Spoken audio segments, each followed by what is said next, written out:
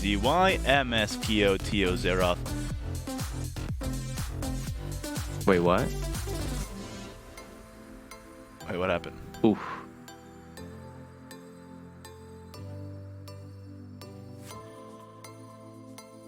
Wait, aren't we live?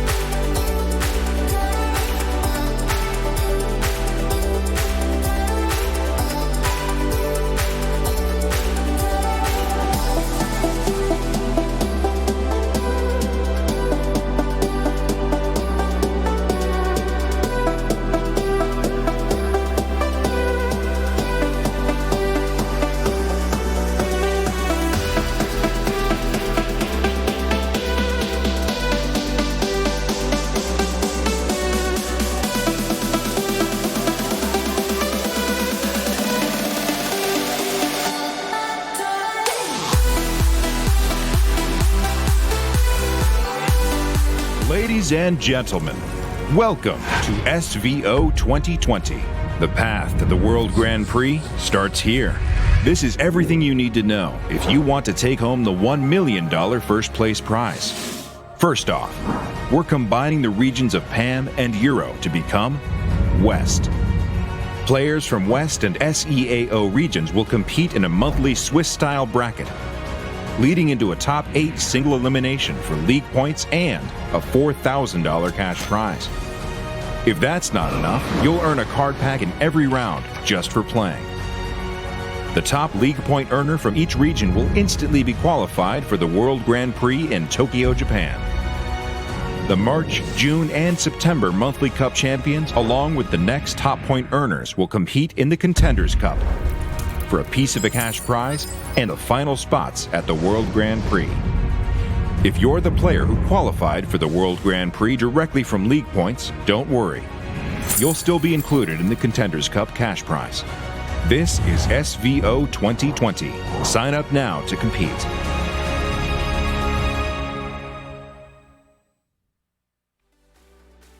Hello, everybody, and welcome to the SEAO Shadowverse Open September Cup. My name is Ignitius, and with me, as always, is my co-host, East. Still stuck in the box, I see. Oh no, man, how did you get out of yours? I just had some future technology, and I brought some back home with me, as you can see. Look at that. Holographic technology. Holographic Shadowverse win. And I'm not sharing with you. I'm going to keep you in that box for the rest of your life.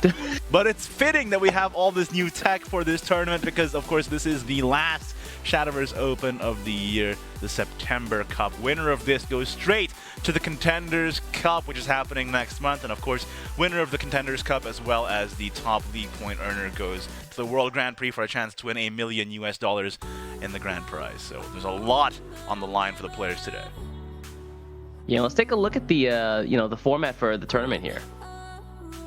So as usual, on day one, the players went through a modified Swiss 5 to 7 rounds into a top 16 playoffs, which gives us the top 8 for today.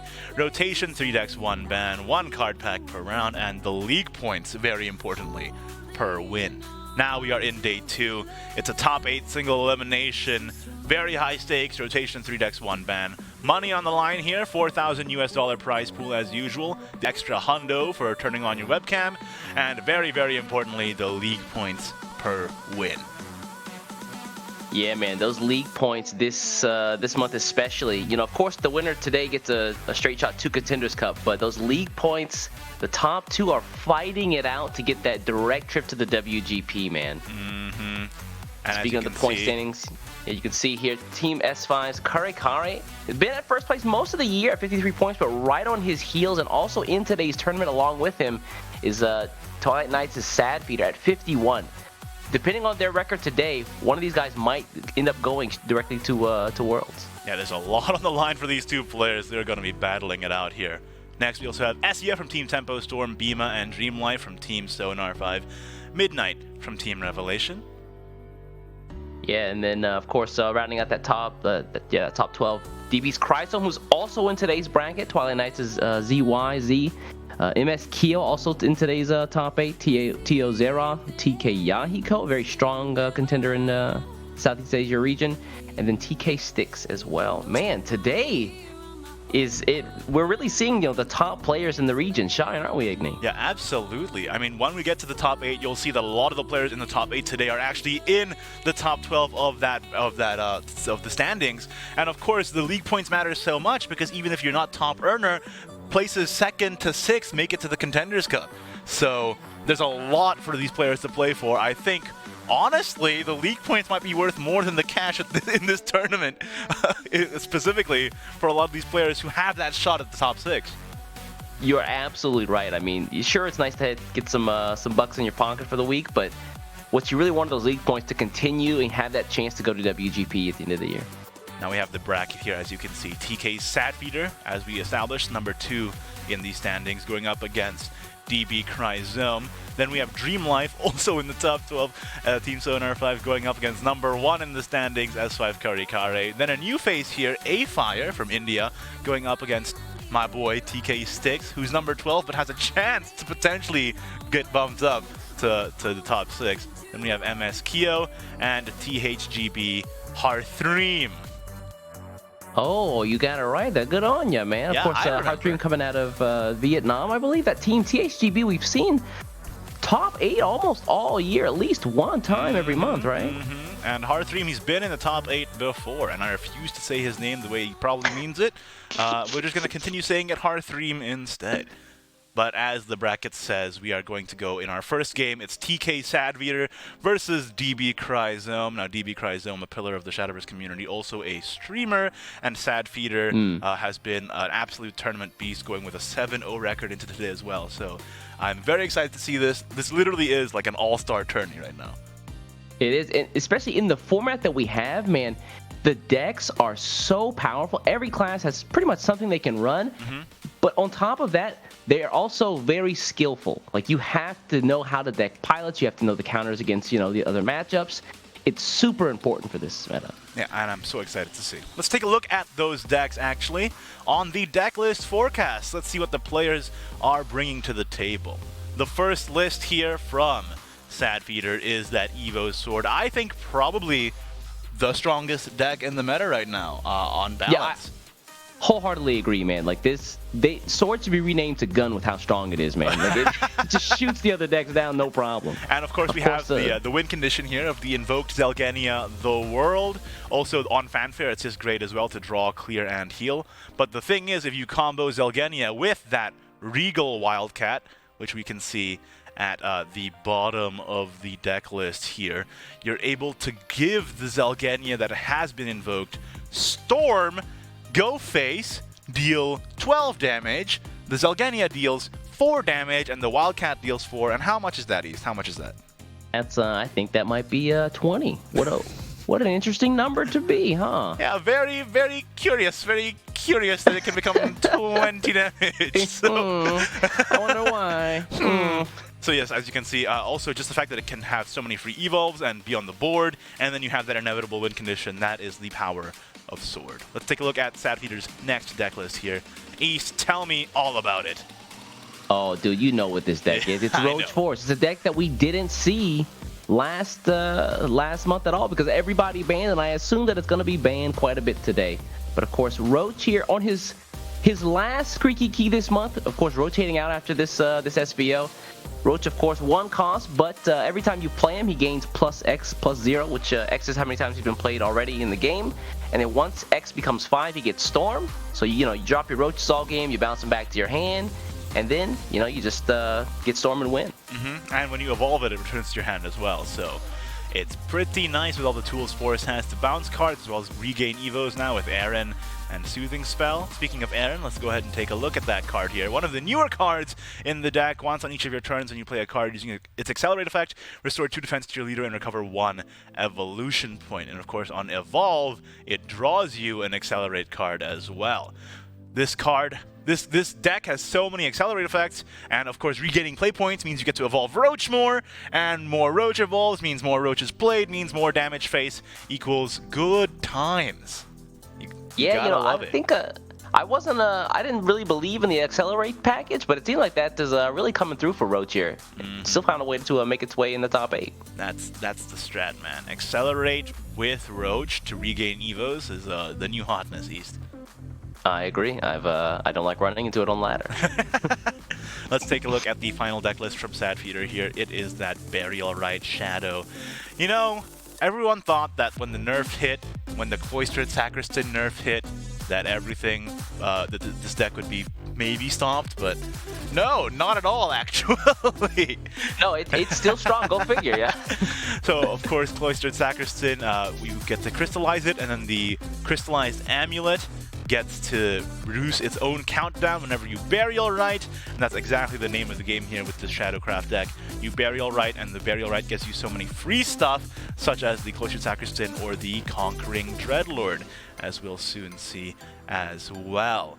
And you do the Burial Rites, you get the resources, you get the draws, and then you go on the board, and then you are unstoppable. Yeah, that's pretty much it. Yeah, of course, Conquering Dreadlord, whenever he comes onto the board, when he leaves the board or at the end of your turn, he just creates a Lich and a 4/4 follower, big boy of the Shadowcraft class, and he just helps build boards. For a 4/4, 0 is a great price, East. 0 is a very nice price. I'll take that any day of the week, man. Absolutely. Let's take a look at the competitor here. Of course, Sadfeeder going into this with a 7-0 record, but Chrysome no slouch, 6-1, and bringing that spell boost Rune. Oh my god, this deck, personally, I don't understand it, but people say it's good, so I agree with them. It's good, believe me. Believe me.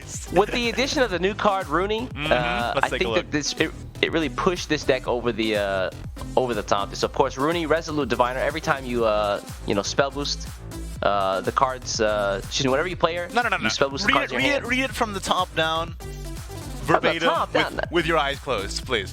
Fine. Eyes closed. Spell boost the cards in your hand 1 time. If the card has been spell boosted at least one time, draw a card. Then if it's been spell boosted 4 times, deal 3 damage to a random enemy follower. Then, this is what you're really looking for. If it's been at least 7 times, deal 3 damage to the enemy leader and then restore 3 of your own life.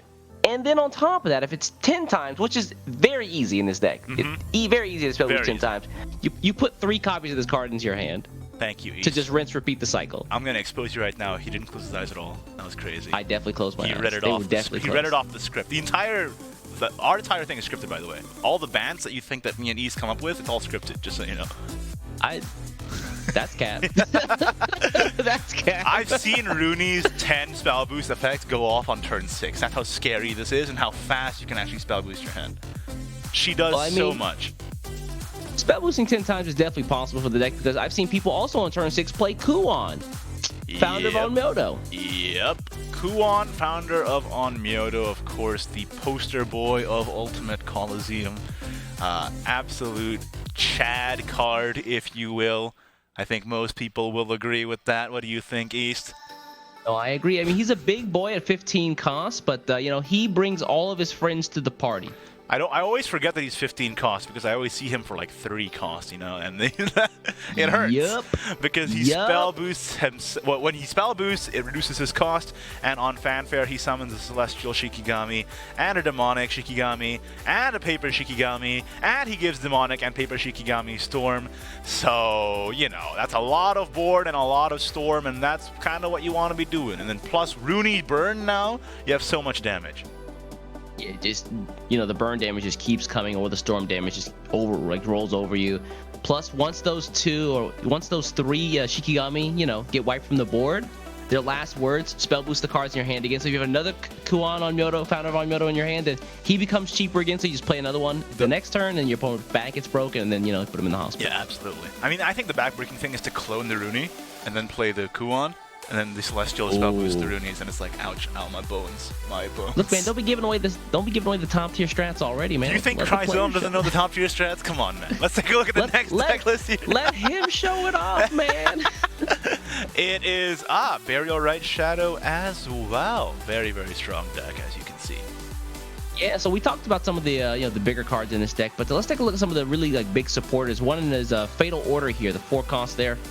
Yeah. Of course, being able to, you know, bring back a follower with at least, you know, 10 costs for 4 play points, that's a pretty good deal, huh? Mm-hmm. I mean, the fact that it can resummon a He Who Once Rocked, which has Storm, and that can go face, and then if they destroy the He Who Once Rocked, the last words goes off, and it summons a Dreadlord, but if they don't destroy it, then they can't clear the board.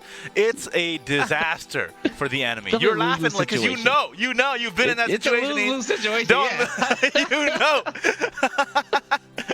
Oh, it's a tough time. It's definitely one of the more powerful combos in the deck, and I'm excited to see it in action. Even post-nerf, the deck is still doing work. Let's take a look at the last deck here from Cryzone. What's it going to be? Oh, East. Of course. Evo Sword. I think this deck is represented by all the players today. This is the deck, man. I'm just double-checking. But, oh, yeah, most of them. I think only one person didn't bring Evo Sword. So, yeah. Who's crazy? Who's crazy? But, of course, Evo Sword, after the mini expansion here where they gained Alyaska. Oh, yeah. Alyaska is such a powerful card, man. This thing, Alyaska Warhawker, reduces damage from effects. You know, that already in this meta is such a strong ability. It's such a strong effect. Uh-huh. And then, you know, whenever an officer comes into play, he can just evolve for 0. Yeah. Slots right into the evolution package here for Sword, and then when he evolves, that's where things really hit the fan. Yeah, put an exterminus weapon. Yeah, that's cool. I love that. I'd love to see that. not only put it in your hand, but, you know, you subtract X from its cost. It's not only 8 costs, but with this deck, you're evolving like 3, 4 times, 5 times. It becomes like a 4 cost, 3 cost, and then when he drops, he just murders 2 followers immediately, and then whenever he leaves the board, his last words, deal 4 damage to the enemy leader. Yeah, not bad. That's it's better than not bad, I think. You know, it's not bad. It kind of hurts my soul whenever I see the enemy play Alaskan Bullworm here. I don't like it. It is a very strong card indeed.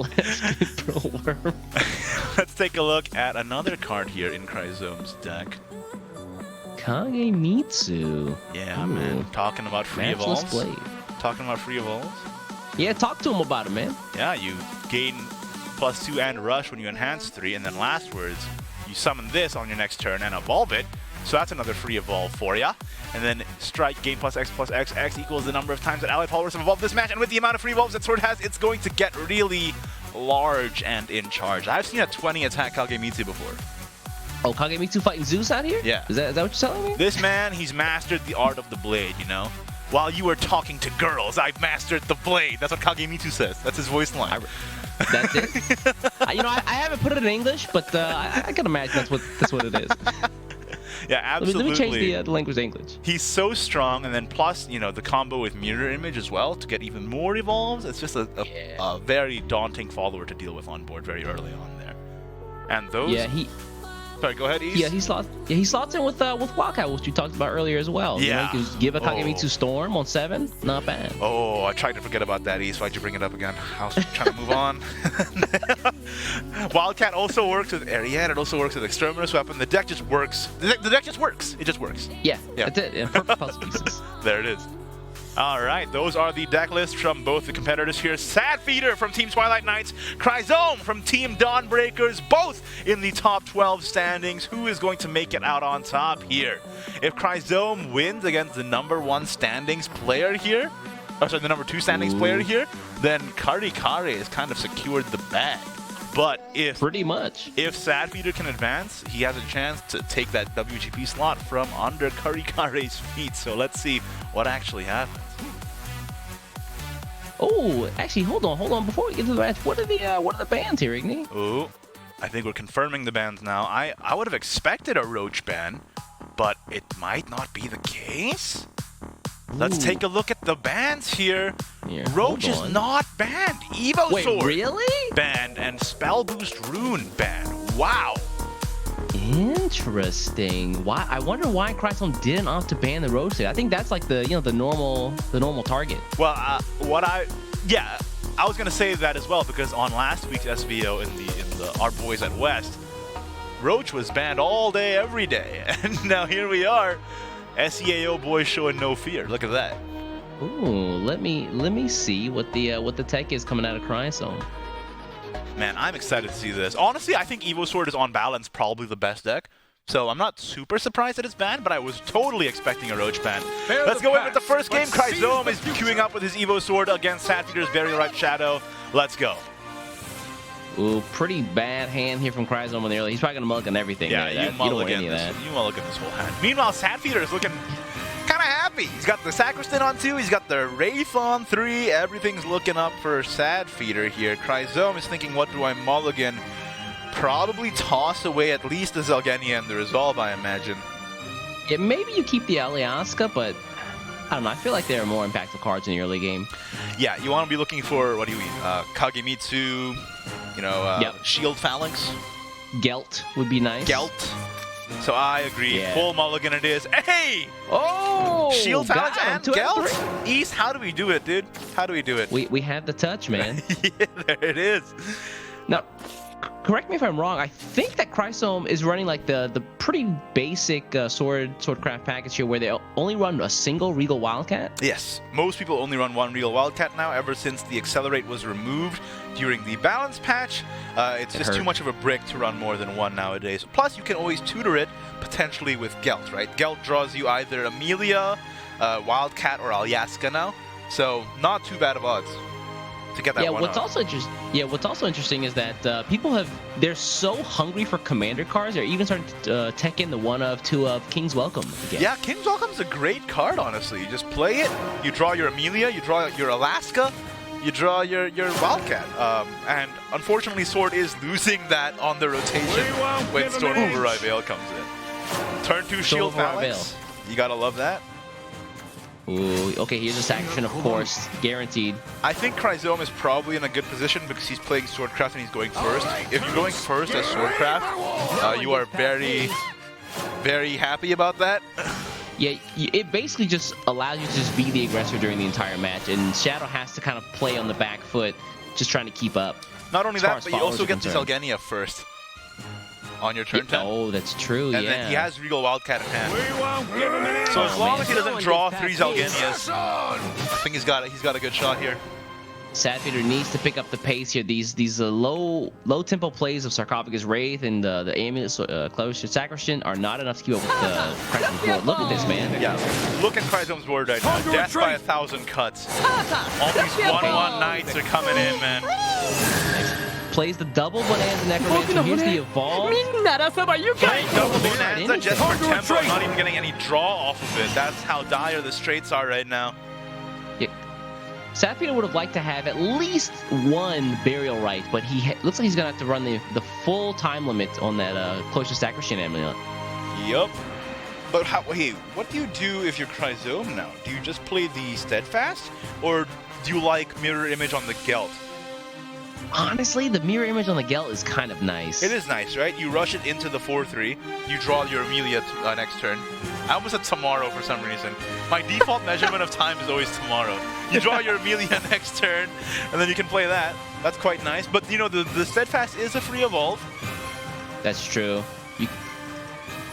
Gelt's already likely going to pull the Amelia anyway, so I don't hate the Steadfast play. Also, it gives you 3 damage face, which is pretty good.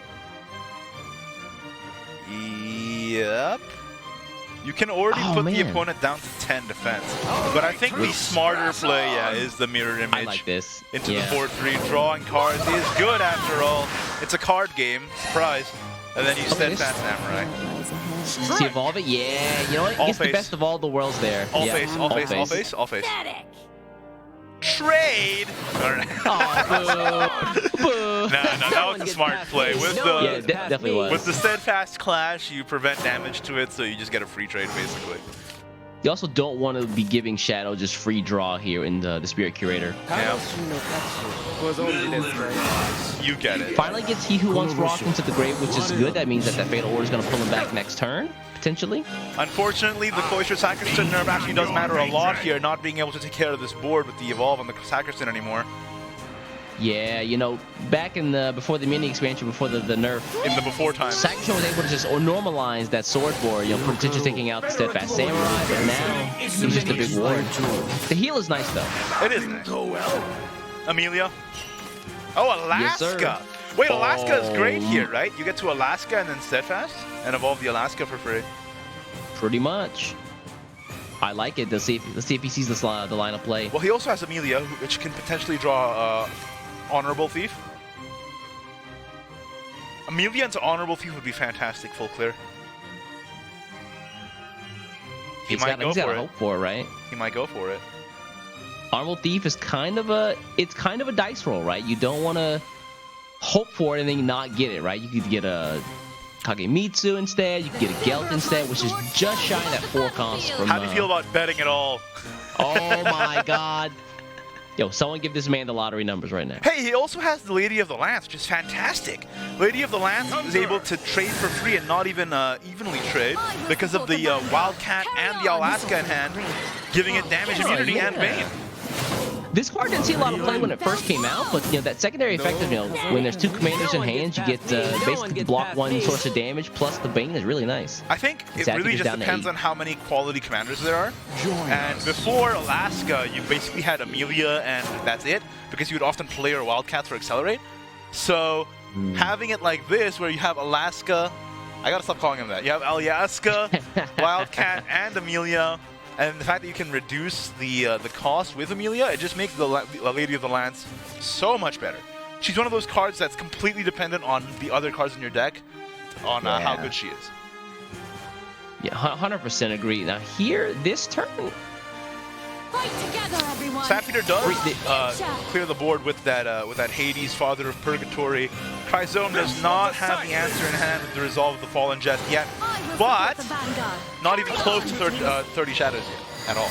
Yeah, it's unfortunate. Hades rotating out at the end of this this expansion. Yeah, that's gonna hurt for you, East. I know he's your favorite card. He definitely has been my favorite card to use these past couple months, man. Him actually being good seeing play. Also, shout out to Sapphire, got the animated version. Yeah, there it is. Unfortunately, no Gramarye means that no Shadow Recovery if you spend your on Necromancy here, meaning that Shuten Doji and Legendary Skeleton are very expensive indeed. You can evolve this and run it into the 6/6 to clear it, bypassing the damage immunity with Bane, and then Legendary Skeleton into the 4/3, I guess? Yeah. Oh, wait a second. Yeah. Yeah, there it is. That makes more sense. There you go. Yeah, okay, that's the line. But it's tough, man. Without the Gremlin, you just don't recover those shadows, and the Hades win condition is going farther and farther away.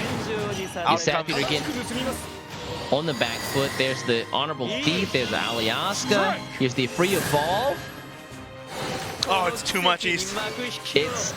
It's bonkers. Yo, the Exterminator's weapon is 2 cost. Yep. It's 2 cost. Yeah, run the Honorable Thief in. Let him live an honorable death. Yeah, what you said. And then the Beastmaster, and he's gonna save the Exterminus for a potential ward. And this is hard to deal with. Here comes the Fear, and a little bit late to the party though. Fear Curator gonna drop. He can Burial Rite that and then Fatal Order it back. But that doesn't solve your problem. And then if he evolves that into the 7/7, no, it's not enough, man. Yeah, he's still taking too much damage. With the Steadfast Samurai in hand, I mean, that's still game. We gotta draw some cards. Ooh, not quite enough. My bones hurt. Yeah, that. Okay, here comes the Conquering Dreadlord. Gonna drop a Lich. I think it's over, Ace. Yeah, still not quite enough though. The Evolve and the Sphere Curator, he has to just respect the fact that Chrysler might not have Death in hand. But he has Regal Wildcat from the turn 1. Sitting there, just waiting for his chance to pounce. And like a true Apex Predator, out it comes. What is this BM? Okay. What is this BM, Chrysome? Come on, Chrysome. This isn't you even didn't have to do it to him. Do Oh, my Lanta. How could this be? Why? Why? You didn't even need to do that, man. Come on.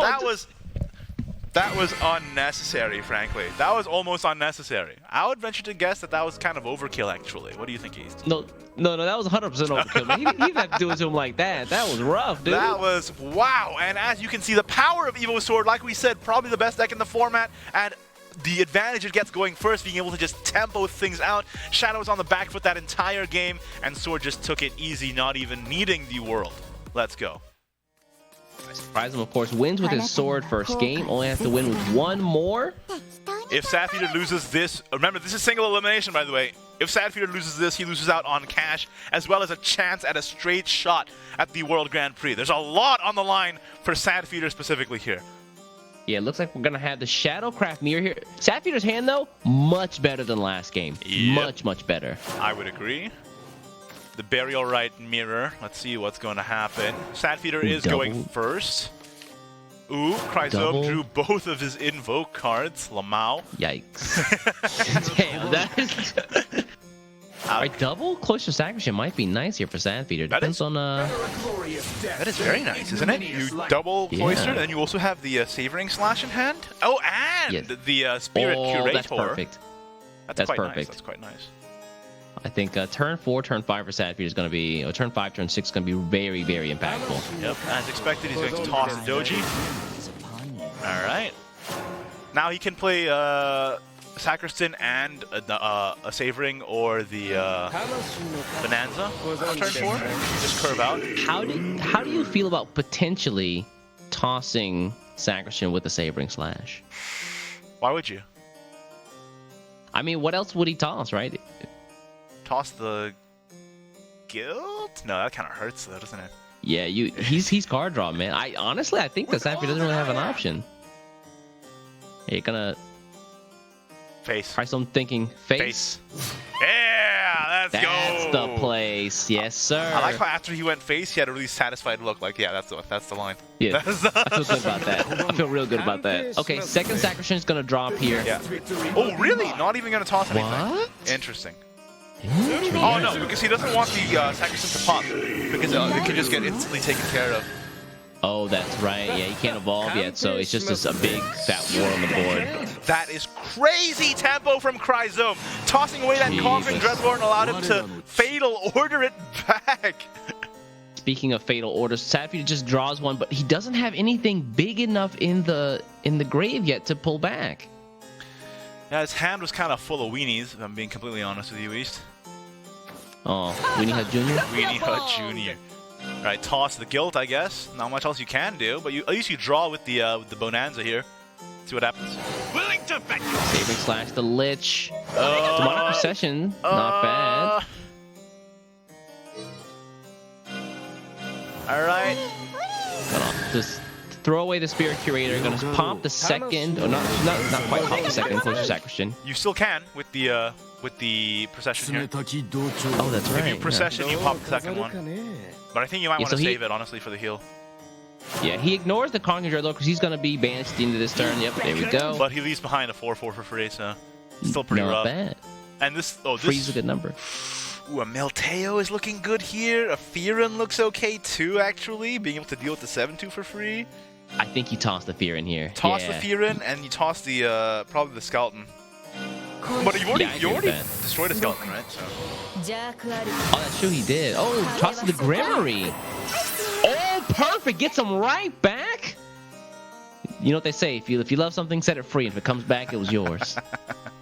I don't know. That could have been a Wayne though. Think so? If he just tossed away the Skeleton, but I guess he's saving the Skeleton for hand. Yeah, I think you want the effect there. 1/1 Skeleton, not great. So that's a board east. How do you feel about that one? Yeah, you know, I thought Sapphire had all the momentum going into this game. You know, going first, had a great opening hand, but Chrysome, man, the draw was so good for him. Not only was the draw so good, but he found such a great line too. Who tosses the Fearon? Now he is going to be able to summon a zombie and a lich and draw 2 and heal 2 with this. It's going to be nice. 1-2. I think the Dreadlord comes down? No, not quite. Game is not over yet. Just take out the Fearon there, and it's still looking kind of even. Let's go. Let's go, Sandfeeder. Uh-oh. Chrysome's Fearon drops. Chrysome draws another Dreadlord. He's very good at drawing his invoked cards. I don't know if you've noticed this. He's drawn 2 Dreadlords, 1 Fearon, and 1 Grimory. How do you feel about processioning that Sarcophagus Wraith? Do you want to? What you could do is trade the Milteo for draw. 7/5 first, see what happens. Oh, that's true, yeah. Of course, Milteo has last words draw too, so. Looks like he's gonna procession though. Draw first, man. Draw first. There's nothing in there though. Guess the hero wants wrong, but no fatal order, yeah. Draw again. Do it again. Runner in. Man, Milteo is some of the best card art, I think, of this expansion. I'll be honest. Oh, 100%. If they sell prints of Milteo's artwork, yeah, evolved or unevolved, I'll take them both. I'd buy it. 100%. The evolved is so good. It's so good, dude. All right, let's skeleton here. Yes, sir. Just easy clear the 7/5. What do you do with the rest of the... Do you clear the 7/5? I think you run the Milteo in, and then you run the skeleton into the 4/4 instead. Keep the Bane on board. Fair enough. Hello. Ooh, hold up. Time's a factor now. Be careful. Let's go. Dreadlord. Yes, sir. Skeleton, yes. Go. Does he have time? Does he have time? Life is Go. Christ up! Make your trades! No! No! Didn't get to clear there. But the board is buffed. He's got too many thoughts going on in his 5 head, dude. No, this deck doesn't have any thoughts. He's got the... Nice one, Ethan. See what I did there? Yeah, man. That's why they pay you the big bucks, Man, that hurts so much not being able to trade there. Christ, no. That's with the rough. Fearon dropping, Fatal Order is going to bring back He Who Wants Rocked. Man, if he was able to trade there, Saturn's board would be so much worse. Yeah. So much worse. This was huge. This was huge. He Who Wants Rock to summon Guild. Have you ever seen such a play in your life? That's insane. That was a huge blunder from Chrysome. Yeah, the timer there just really got him. But wait a minute. That's a lot of damage. Okay. Hold on. Straight to the dome. Never trade. Is he that greedy? Literally never trade. Is he that greedy? Wow. Even despite that non-trading thing, maybe he's just got the enough storm, man. Okay, let's see. Sandbeater here, gonna pull back the Dreadlord. Yeah, that's a lot. Wait, hold up. Isn't this Fatal Order or Bonanza? Oh, Bonanza's gonna bring back He Who That's Wants a lot of again. damage, and that's lethal. Is it? Oh, it is. Chrysome! You gotta trade, buddy. Oh, missing those trades was Game losing for Cryzome. You hate to see it. That was rough, man. That was rough. Game losing trades is I wanna copyright that. Well, game losing non-trades is the problem there. Stalling out that timer until it was too late, unfortunately. Ah, man. Too many lines in the mind to think of, and then sometimes you just don't make the decision in time. It's rough. Yeah, we talked about, you know, the way these decks play during this meta. The good decks are good. They're very strong, but, you know, you can't just have any bozo playing them. Like, you have to know the lines, and that's where the practice comes in. Your medulla oblongata has to be absolutely expansive in order to play these decks. I'm just telling you right now. Is that the part that controls your lines of play in Shadowverse? Yeah, the medulla oblongata. Put on a lab coat and just and teach me. I need a 3D model of like a human brain. Can point to all the parts. Give him a match point. Anyway, looks like Cryzome gonna have to go up against St. Peter's Roach deck here. This is Roach versus Shadow. This is stressful, man. It's stressful. My heart rate can't take it, East. So if we're thinking about the stories, right? We're thinking about the storylines. St. Peter needs to win this match. Yep, to even have a chance. He needs to. He needs so to if win. he wants his ticket to the WGP, he needs to beat Cryzome to get those league points. Yep. Cryzome is going first, and he has the 1/1 Bane. Ooh, the non-target means that he can't bounce Roach this turn. That's right. Can't target Legendary Skeleton, of course. Sarcophagus. Nice secondary effect there. Sarcophagus is a target, though, but I think he might just want to be going for draw here this turn. While he can. Ooh, the Chanteuse. Wow, Chanteuse. Really? That mean, is this card. Interesting.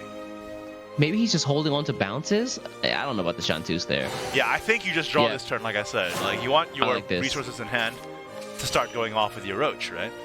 Out comes raid number have to be careful, 2. though. Shadow's capable of building massive boards. Cryzome, though, opting to go with the draw, playing the second Sarcophagus right there. Yeah, this is Roach time, boys. Yep, time to bounce. Any roaches? Any roaches in the chat? The power of the wind. Yeah, we trade this into the 1/2, and then you can play Soothing Spell. Get your ego back. Like it. Heal yourself. Oh, not even trading. I like it. Don't attack. Oh! Yes. Oh! Oh! Yes. Wait, that's way better. I forgot that not attacking was an option. There you go. There you go, boys. Cryzome forced to wall the Sarcophagus rate to put some pressure on St. Peter to have it destroyed. Only pushing 5 damage this turn. St. Peter gets all the time in the world here. Wait, that board lock though, dude. So sick. Wait a minute. Hold up. Hold the phone. Stop the presses. Presses stopped. Alright. That's a turn bot right there. Okay, here we go. Yep. Airbound Barrage. Airbound Barrage. Bada bing, bada boom. Board is clear. Skin is clear. Skies are clear. That's what Elf Queen does. Clears everything. Pretty much. Now, the draw here is going to be good for Cryzome, but he might mill a card on his next turn. Ouch. Oof. Oh, it could have been worse, right? It could have been worse. I mean, it could have been worse. It could have been worse. But still, ouch. A little bit, though. A little bit of an ouch there. That could have been worse. Let's see. What do you want to do here if you're Cryzome, though? 6 play points to work with. You do have a Milteo in hand, but you do want to take care of the Elf Queen. Ooh. I mean, Milteo can take care of the Elf Queen, right? If you Burial Rite a Shooting Doji, you might get it back. Cryzome, though, all these cards in hand has to find the lines of play. They're going to opt for the Savoring Slash here? No Sacristan down, Savoring Slash? That's interesting. I mean, you can't play the Sacristan now, though, before the Slash. Yeah. Because of the base cost of the card. Or just Shooting Doji Evolve. Yeah, just raw Shooting Doji is also that's a thing you can do. Yeah. Also lets you actually still do Savoring Slash. And free evolves, man. Oh, actually, you can just play the Sacristan, huh? Yeah, there we go. There's the line. Tis natural for leaves to fall. Now, if Sad Feeder draws another Airbound Barrage, He was gonna be pretty happy about it, but he didn't, so it's alright. Aaron! Okay. Oh, here's still a chance. There's still a chance. Dude, hold up. He's gonna draw an Accelerate card, probably Ponderer or Lionel here. Oh, Deepwood Wolf. Yo, that's the best That's one! pretty good. That's the one you want. You're worried about drawing, man. Nah. Oh my Lanta. We're in here, huh? Right, evolve points back, soothing spells do the same thing. Just Back up to 3 Evos, huh? Sadfeeder here opting to go the resource route and just a mass evolution point so he can just continue to bounce the roaches for free. I mean, the roach is inevitable, you know? So, just survive. Makes sense to me. It's inevitable for one more month, basically. Yeah, for one more. Not even, just like kind of like 2 weeks actually. Like not even, yeah, it's like 2 weeks, yeah. This is the last squeaky key for Roach. Squeaky keet. All right, here comes the Milteo out of Chrysome, though. Oh yeah, and he's He's gonna also going to pump the Sacristan. Yeah, he's gonna pump the Sacristan with this as well, which is quite nice. All right, toss, though. get these nerds out of my hand. I hate them. Nice. Okay, Nice. 3 is good. He got Yeah, that's what 3-3, you but want. didn't get the Wraith. That is very fortunate. Oh yeah, he definitely just tossed out the Wraith. Yeah, you're right. All right, He now also played 2 Sacristan's Wraiths going to in the evolve. beginning of the game, which blocked his board.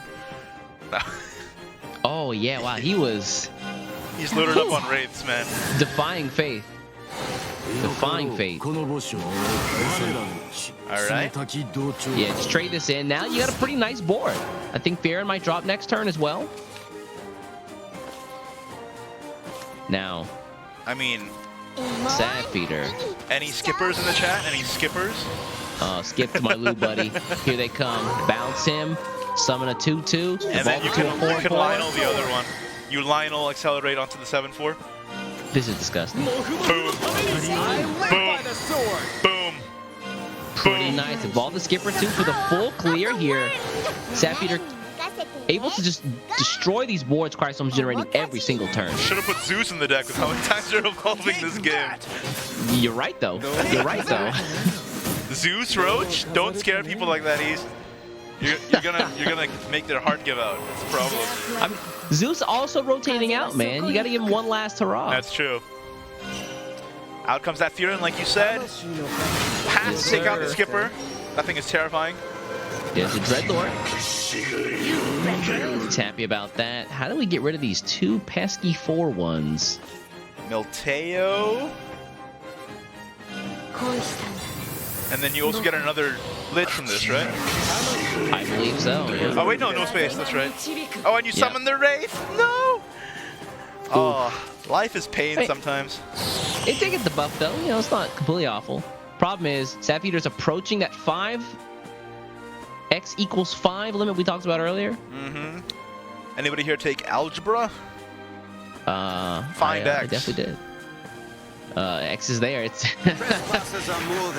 Yeah, put that on your paper, East. X is right there, man. This is the question. Found it. to the arrow. Circle. Find X. Got him. Got him. There it is. It is at 5. The next one has Storm indeed. Now he only has 1 set of bounce in hand, so I mean, you can resolve this.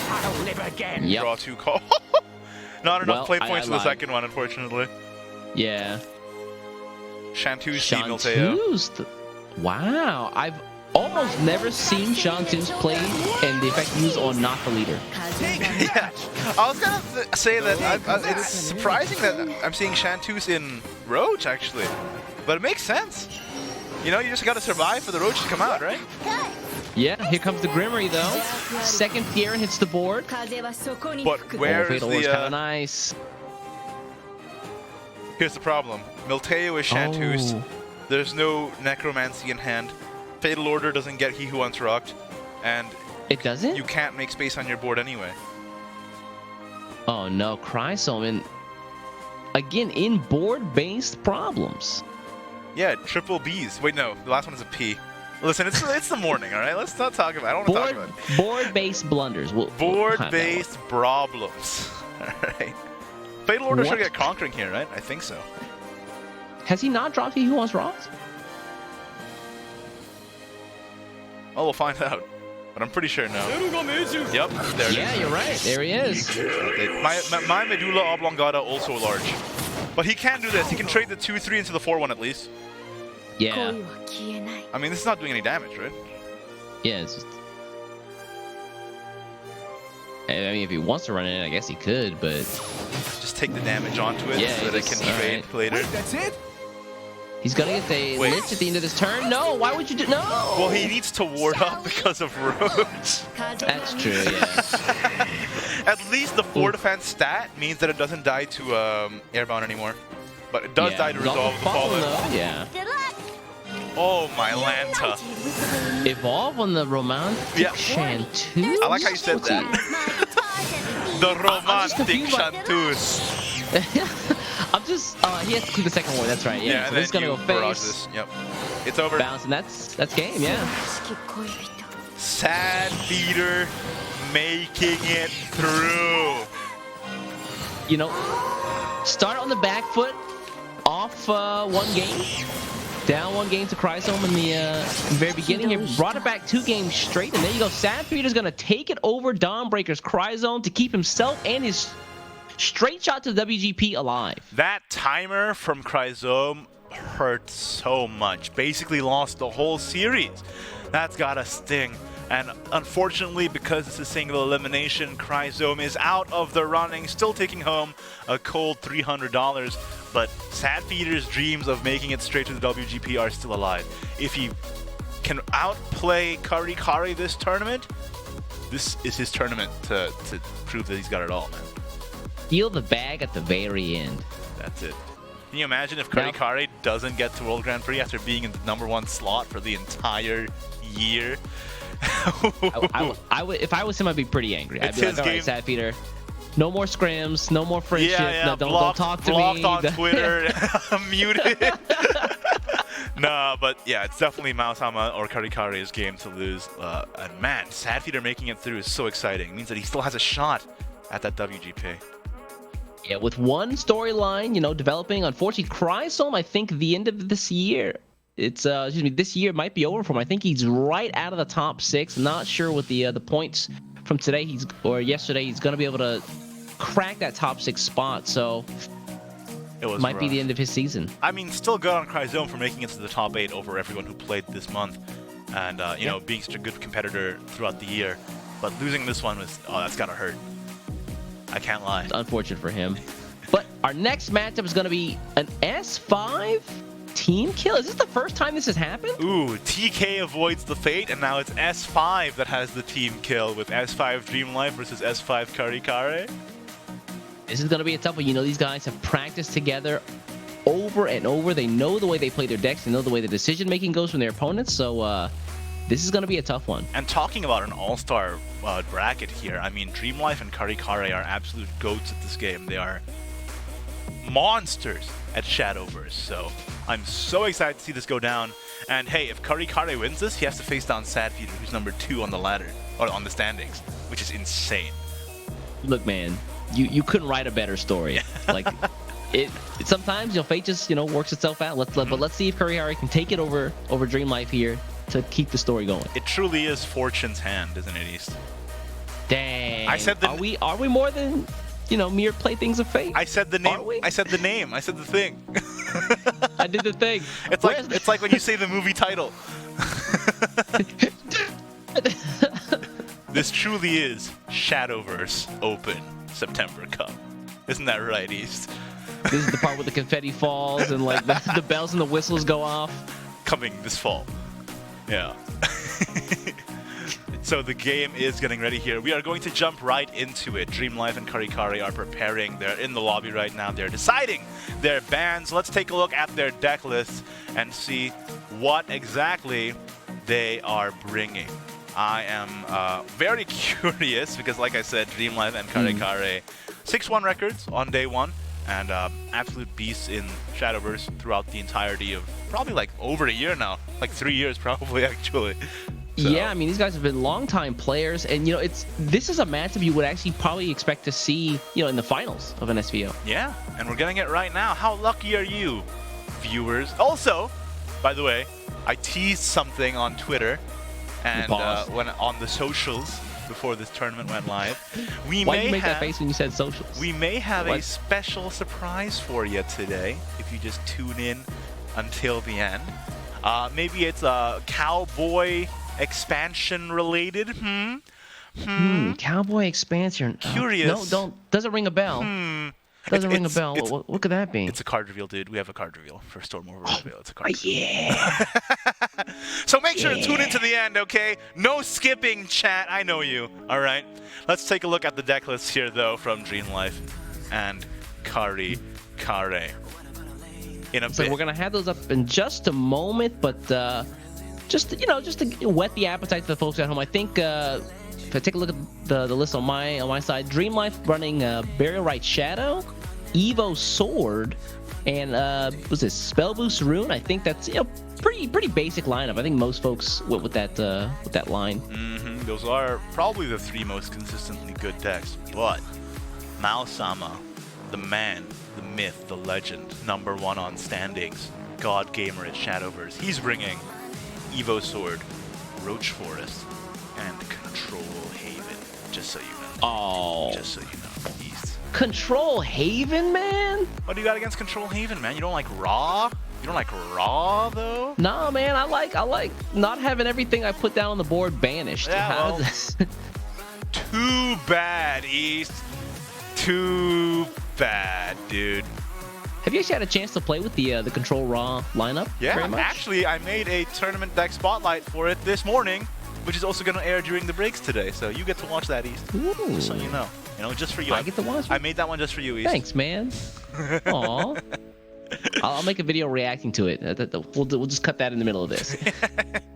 All right, finally, let's take a look at the decks of both players here. First up, Dream Life. Let's see what he's bringing to the table. As we mentioned, he is bringing that Burial Rite Shadow. Yes, sir. Burial Rite Shadow. We just saw it, piloted to victory in the last set of games there. Of course, one of the cards that we did get to see shine is the Shuten Doji there. A card that had its own, almost its own archetype in the previous expansions here. Coming back, the effects are so good. Of course, 4 costs, 1/4 with Bane. And then when you have 8 shadows, he gets an evolution point back. And when you evolve it, your leader has the effect of whenever you play a follower with an original attack or defense of 1 for the first time on each of your turns gets Storm, which works with, of course, Legendary Skeleton, which has Bane. So that's nice. The deck is so chock full of alternate little win conditions you can find, such as the Shuten Doji, as well as the Hades Father of Purgatory, which we unfortunately did not get to see go off, though. Ooh, let's go Father of Purgatory. Dude, you literally cut out for like most of that woo. Ooh, let's go Father of I like Purgatory. how their I'll do it mic again. keeps cutting off whenever you go woo. I like this. Finally, I don't have to Rude. listen to this guy. Anyway, I don't deserve this. when you have 30 shadows and you have that Path to Purgatory on board, bada bing, bada boom, you're dealing you're dealing 6 damage to everything, which is fantastic. So not only do you have the Burial Rite plan of flooding the board, not only do you have the Shuten Doji plan, you also have the Hades plan. So many ways to pilot this deck to victory. Sir, let's take a look at the next deck list here, coming out of Dream Life. Of course, you know it, you love it. Evo Sword, just too strong, man. Evo Sword is too strong. And Dream Life is running kind of an interesting list here. A one of Courtly Dance to put some Kagemitsus and Steadfast Samurais onto play. And of course, the Enhance 8 means that they you summon 3, and then they evolve, which of course helps with your Alaskas and your Resolves and your Kagemitsus and everything. So kind of an interesting one of here to just add some spice to the list. Also the one of Stroke of Conviction, which was more, it was more used in rally-based decks, and now we're seeing it here in the more Evo-based list as a one-of. Very interesting. Yeah, it's really nice. I mean, just being able to summon followers for the rally count is really good. And then also potentially just pushing a little bit of extra damage face, or you can boost up the the stats of all your followers on board. Really good card. It's very flexible on the with the enhanced 6. You get all of those effects. So yeah, I don't think it's a bad include at all. It's a lot of things in one card for sure. A one of is very spicy, especially in a tournament environment where your opponent has to play around it all the time. It's kind of hilarious. You love to see it. Let's take a look at the next deck list here, though. The last deck list from Dream Life. It is Spell Boost. Spell Boost Rune, man. Look, this deck is disgusting, man. You've got these 2 amazing cards in Kuan and then Rune. And then you've got cards that clone that, like the Mysterian Project over there. Yeah, Take a look at that. Mysterian Project onto Kuon is backbreaking. Have you ever dealt with 5 Kuons before, East? I think that my record is 4. 5 is not fun, I'll tell you that much. You know, when you're playing against 5 Kuons, you're having a bad time. And you know, that's exactly what Dreamlife's aiming for here. Get the 5 Kuons out on board and win the game. Sounds good to me. Yeah, now, Mysterian Project, as being a spell card, is going to spell boost you. All the cards in your hand already. Another card that's going to spell boost you is going to be that Kyoka. Kyoka's so strong. One of the best cards for Rune to come out of Ultimate Coliseum. Being able to spell boost twice, and it's a 3/3, and it has that Union Burst, and when you evolve it, it deals 2 damage to an enemy follower, and it gains full Evo stats? What is happening? Pretty good. Yeah, this is usually the Evo target for the deck, right? You're almost always going to just save the Evo points for Kyoka. Either this or Chaos Wielder, so yeah, for sure, for sure. Let's take a look at the opposite side, though. What is Mao-sama bringing exactly? We took a look at the archetypes. What are the cards? What is this? Are you seeing what I'm seeing in this Evo Sword deck right now, East? Ooh, what am I seeing? What is this? What is Empress of Serenity? Yeah, what is she doing? Not exactly a common tech for this deck, but hey, it's a lot of cards to put on the board. This is very much reminiscent of a more aggressive rally-based list than it is an Evo Sword list. Yeah, you know, he definitely has a lot of lower cost followers to just maybe put the early pressure on to an opponent. I like it. I like it a lot, actually. He has the Empress of Serenity, the Oathless Knight, the Shield Phalanx. He even has the new Ilmisuna. This is very much a more aggressive Evo Sword, leaning more towards Rally. Very nice. And of course, speaking of Rally, the poster child of Rally right here.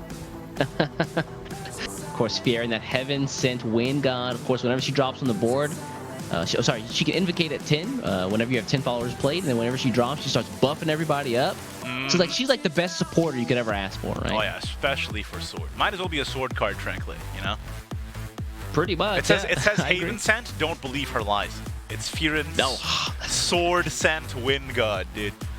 That is a bold-faced lie. Haven doesn't touch this card, man. Absolutely. Let's look at. So let's take a look at Curry's next deck list here. What is this? What is he running, Igni? Oh, it's Roach. It's Roach. It's Roach. Now, we did get to see a card last game that we want to highlight here, Romantic Chanteuse, which has a pretty nice little effect. Why do you say it like that? It is a Romantic Chanteuse. Romantic? No. Who says romantic? What are you talking about? Okay, I've dealt with you and your weird pronunciations this whole year. I draw the line at romantic. What are you talking about? Look, Igni, really think about it. With the next expansion coming out, some of the card names that they're throwing at us, this is the bar. Like, this is like nothing. Yeah, that's true. Just pronounce it however you like. You're right. But yeah, this follower is so good at mitigating damage, can even stop leader effects as well, and we saw it in use in the last series there, being able to stop that Milteo. So for a deck that wants to survive like Roach, very much a nice card for them. Yeah, you know, and sometimes, rather than just stopping damage, you want to just destroy a follower. And that's what Lionel's there for. Oh, Lionel is such a good card, man. Yeah, man, you're so pretty much always playing it for the accelerate effect. You know, you get that deal 5 damage to every follower, but only if something on your side of the board is evolved that turn. But it's pretty easy in this deck, I think. Yeah, pretty easy, and it works with the accelerate package that the deck runs with Chipper Skipper. And then if you just play it as a follower, it's also just a great prevention tool. It just destroys stuff as soon as it comes onto the board, which is amazing. Yes, sir. I think Lionel is probably my favorite forest card right now. Really? Yeah. Not Elf Queen? You're crazy. You're crazy, man. I like Lionel. Lionel's cool. Anyway, that's fair enough. Let's take a look at Karikare's last deck list. Speaking of Haven Sent, he is one of only 2 players in the top 8 bringing Control Haven to the tournament. Man, this deck is... it just denies you of any fun. Like, if you want to have fun, you fight this deck, it's over. Well, it's I have fun when I play it, though. Oh, yeah, when you play it, you feel great. I'm having a great time. Nope. It's so funny when the opponent tries to play the game, and then I'm just like... That's funny. That's cute. Look at you playing cards. And the good thing about this deck is that with the new legendary Ra Radiance Incarnate, you get a win condition just for surviving. Play this, stall out, deal damage. That's the entire idea. And speaking of damage, You also have that Boom Devil in the deck now. And you love to see Yeah, that. the two of the Boom Devils kind of nice, huh? You often get to turn 10 with this deck, so, you know, why not? Just throw them in there. Deal 5 damage to everything. And just to clear the board, deal 5 damage to the leader. That's what's more important. Stacking on top of Raw's effect, it's a bunch of damage on turn 7, 8, 9, 10. Stacks on top of the World's effect, too. Ooh, That's disgusting. that's a lot of damage right there. And, of course, you can also protect yourself. This deck is just amazing. It's so much fun for the player. Let's just say that. Yeah, well, the player who's piloting it, yeah. Yeah. And those are the deck lists for both Dream Life and Karikare. Very interesting, same team, but very different lineups. Let's see who comes out on top. Now, East. Yeah. Who do you think is banning what? I'm expecting Roach to be banned. I'm just going to say it. I'm You surprised really it think wasn't. Roach is banned? I'm surprised it wasn't banned last time, frankly. That is true. Yeah. Honestly, I would ban Haven, dude. I don't want to fight against Haven. Is that just a personal thing? Like, I don't want to. I don't want to deal with this. I don't want to. Sometimes you know, that's important though, right? Like, look, I hate this deck. I hate fighting this deck. I'm already in a negative mindset whenever my opponent plays this deck. So let me just erase that problem. Yeah. Or you could just, stop salting East. No. You can definitely salt. when you ban, you can definitely salt. I think probably I'm expecting Rune to be banned on one side, and Ooh. I think Rune and Forest. That's my prediction. What do you think? Call it Rune now. and Forest? Don't be a coward. Call it now, and if you're wrong, just take it. That's how it is. Just take out. Okay. Oh, definitely Rune. Rune's got to go. And then, dude, I think Haven just gets the ban. All right, that makes sense. I feel it. I That's feel it terrific. in my plums, Igni. Your plums. My plums. I feel it in my plums. I've never heard that expression before, Really? and I don't really want to know man. the etymology of it. To be completely honest with you, it sounds disturbing. Aren't you the scientist? I thought your medulla oblongata was massive. How am I a scientist? Just because I read Wikipedia when I'm bored doesn't mean I'm a scientist. That definitely means you're a scientist, dude. Let's take a look Who at reads the anyway? bands. Let's take a look at the bands. Yo, East, you were right though, dude. And was that right? East, you were right. Haven is gone. Yes, sir. Haven. Got him. But Of course, Sword is dude. banned on the other side, which actually shouldn't surprise me. Really? You would rather go up against... Oh, actually, I think with Karikare's variation of the Evo Sword deck, maybe that has a pretty good matchup against Runecraft. Yes, sir. Just go more aggressive. Rune often like it, waffles actually. around in the early game, playing stuff like Sorcery and Solidarity or whatever, and then Sword just like, I'm just gonna go face, man. And it Did works you say out. waffle around? Yeah, you never heard of waffle around, but you've heard of feel it in my plums? Where did you grow up? This is insane. The South. I grew up in the South. I mean, come on, man. You know that. They have a lot of plums What over there? Anyway. They have a lot of plums? I do. So we're going to get started here. Hop into the game. Who is going to be the victor here to move on today to fight TK Sadfeeder? Now, if Karikare loses this tournament, right here, right now, he very may well lose his straight shot at the World Grand Prix, which he's been fighting so hard for the entire year, to Sadfeeder. So, it's a lot on the line. I know they're on the same team, but you gotta bring out that savagery if you want to make it through. All the dirty tricks, man. You got to throw mud. You got to sling dirt. Yeah, shine a really Anything to bright take light the into your webcam, distract them. That's actually the top tier strat, guys. If you're out there and you want to be in No, the don't top do 8, that. take Don't- notes. You're Take just notes. going to blind Take production. You're not gonna do anything to the other player. Take notes. What are you trying to do to production, man? Production cut his mic. That's crazy. Why? That was rude. Why would you guys do that to me? Look at that hand from Karikare. It's kind of nice. It'd be nice if he had some draw, though. It'd be nice if Kagemitsu was a leader. I'm just gonna say it. It's almost like they could make that happen. All right. I Oh, would and he's definitely get going me a Kagemitsu leader. first. Oh, this is good. This is good. Yeah. All right. Earlier, Nesta. Okay, I think Karikare is in a pretty nice position. Nice. Excuse me. No Cloister's Sacristan from Dream Life, though. So turn 1. Not really You know anything what? from Dreamlight. Yeah. You probably want to save the burial rite No, or not. I Okay. think you have to because your hand is so bad. Like, if you don't have a could've- 2-drop against Sword, like, you're dead in the water.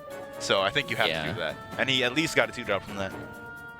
So Kurikari thinking here, does he play the Kagemitsu and hope that Dream Life doesn't have the Savoring Slash in hand?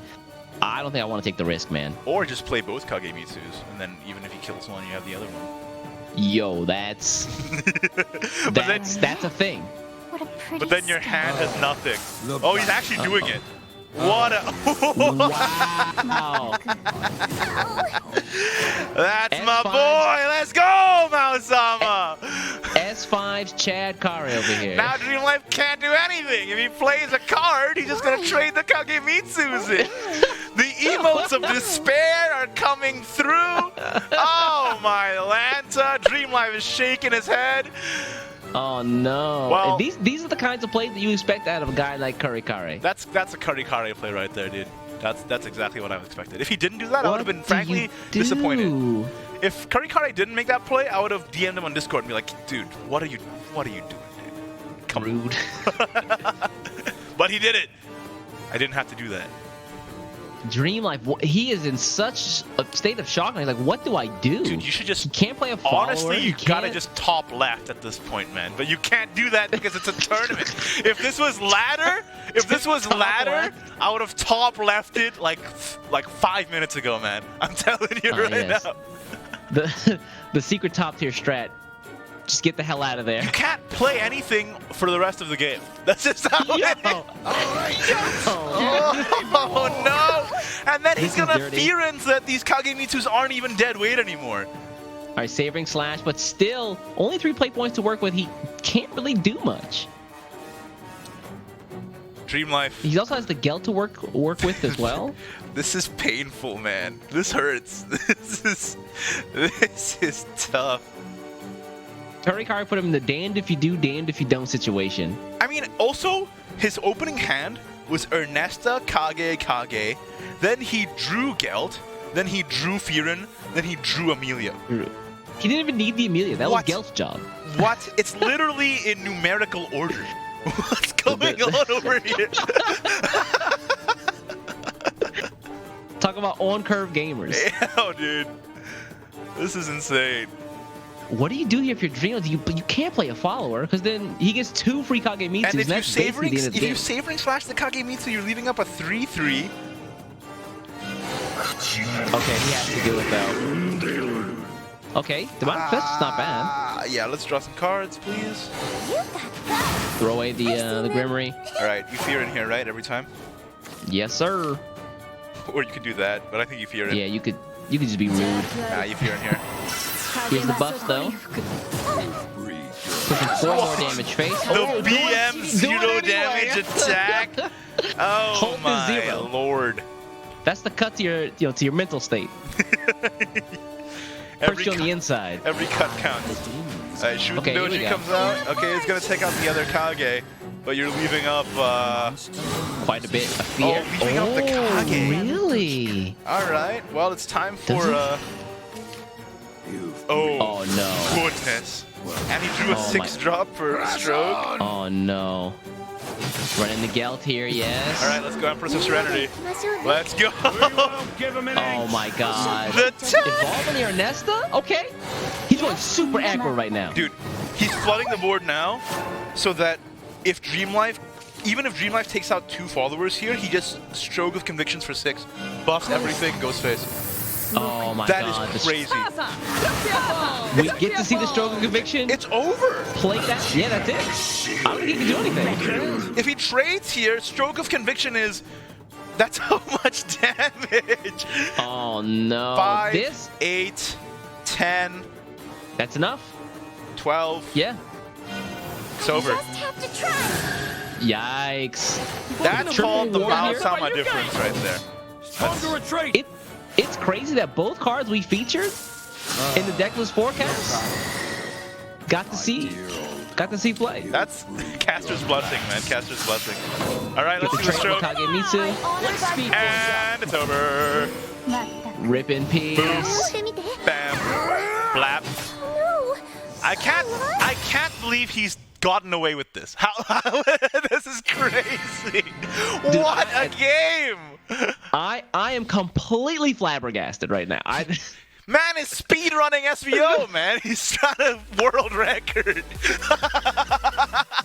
Curry Kari says, I need to win this. Nobody's taking my World Grand Prix ticket. Nobody. That was something else. Let's take a look and see if the next game is as speedy. Watch him draw Roach in the opening hand or something. I don't even know. I can't even predict this man anymore. Scrap. I can still All right, stop. Igni, cut his mic production, please. I don't know what you're doing to. Oh my god! Igni stacked the deck here for Curry Kari. He wants to see the storyline. Look, man, Dream Life doesn't deserve this. Oh my god! Bruh, are you definitely doesn't deserve this at all. Are you seeing what I'm seeing right now? I'm seeing double Roach plus a bounce. And Pretty going good. first, by the way. Pretty good. Roach turn 1. Bounce it on turn 2. Oh. Woo! Well, Mao-sama, that's hey, remember when he said that he had bad luck as Mao-sama, so he changed his name to Curry Kare? Yo, he banished the luck. Yo, Control Haven just banished the bad luck. He's gonna legally change his name to Curry Kare now. Because of how much luck he's getting off of this name. The mulligan for Dream Life was not good either. Jesus Christ. Jesus. Why? Oh my god. This is not even fair. Oh my god. Dude, I'm losing my mind. That's crazy, dude. This is insane. Just play them all! Let's go! Yo, Curry Kari. Yo, Dream Life was like, huh? That was legitimately the best play. That was legitimately the best play. Put so much tempo on board. Why? All face. Why? Bounce it. Yo. What is happening? That's not even right. Yo, Curry Kari is not playing around today. He's like, look, dude, I need to get you out of the way because TK Savvy needs to catch these hands. Yo, just play it again. What AoE does he have on 3? Do it, though. He doesn't have any AoE for 3. Just, go ham. Well, here's the thing. If he plays it again, he doesn't have a bounce for the turn, so he could clear it. He's got to wait for 2 turns. It's okay. He's going to draw Deepwood Wolf, so it's fine. Is that the play, Igni? Is that what you're telling me here? Yeah, it's safer to keep the Roach here, but, you know. Right, here's the Curator for 3. They're going to clear. Oh, no, actually can't clear the... You can't clear any of the Guard of the Roaches, Machina tree, yeah. Oh, nice. Not bad. Not bad. He's just going to play this just so that he can play the Ponderer for Excel. Yeah, he wants the... okay, play it again. He wants to cycle. Yeah, there we go. Cycle. Play it again. Alright, nice. What is this? Dream Life is confused right now. He's like, he has to be cheating. There's no way he's not cheating. Cheating! How is it that he just got all 3 cycles, all 3 roaches? Something's wrong here. Sacrifice out again? I don't like that play. I want him to be a bit more aggressive here. Well, he at least gets the ward up, you know? Yeah. But I mean, Curry Kari has Resolve of the Fallen Hand, so... And that might just be game. It literally is. Curry Kari gonna end both games on turn 5? It's not game yet. It would have been game if he played the Roach last turn, which is hilarious. That's right, yeah. That is hilarious. Oh wait, no, it would have been because he healed with the Sacristan. Never mind. But hold up. Oh, that's right. The 3 heal here. This is a pretty easy resolve of the Fallen, right? Yeah, you resolve the Fallen, the 7/4, evolve the Roach, go face. I think. That sounds correct. I like it, yeah. Evolve first, okay. Here's the problem. He's expecting Milteo on turn 5, so if he resolves now, he's not going to have any answers for the second Cloisters. Oh, that's true. But there's no so Milteo maybe in Curry Kari? Maybe he jumped the gun a bit here?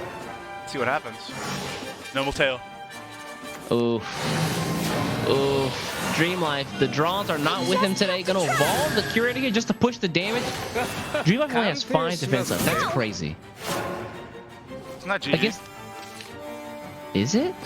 Oh, no, not yet. Not yet. No, he needs more bounces. One more. Yeah. It's so close.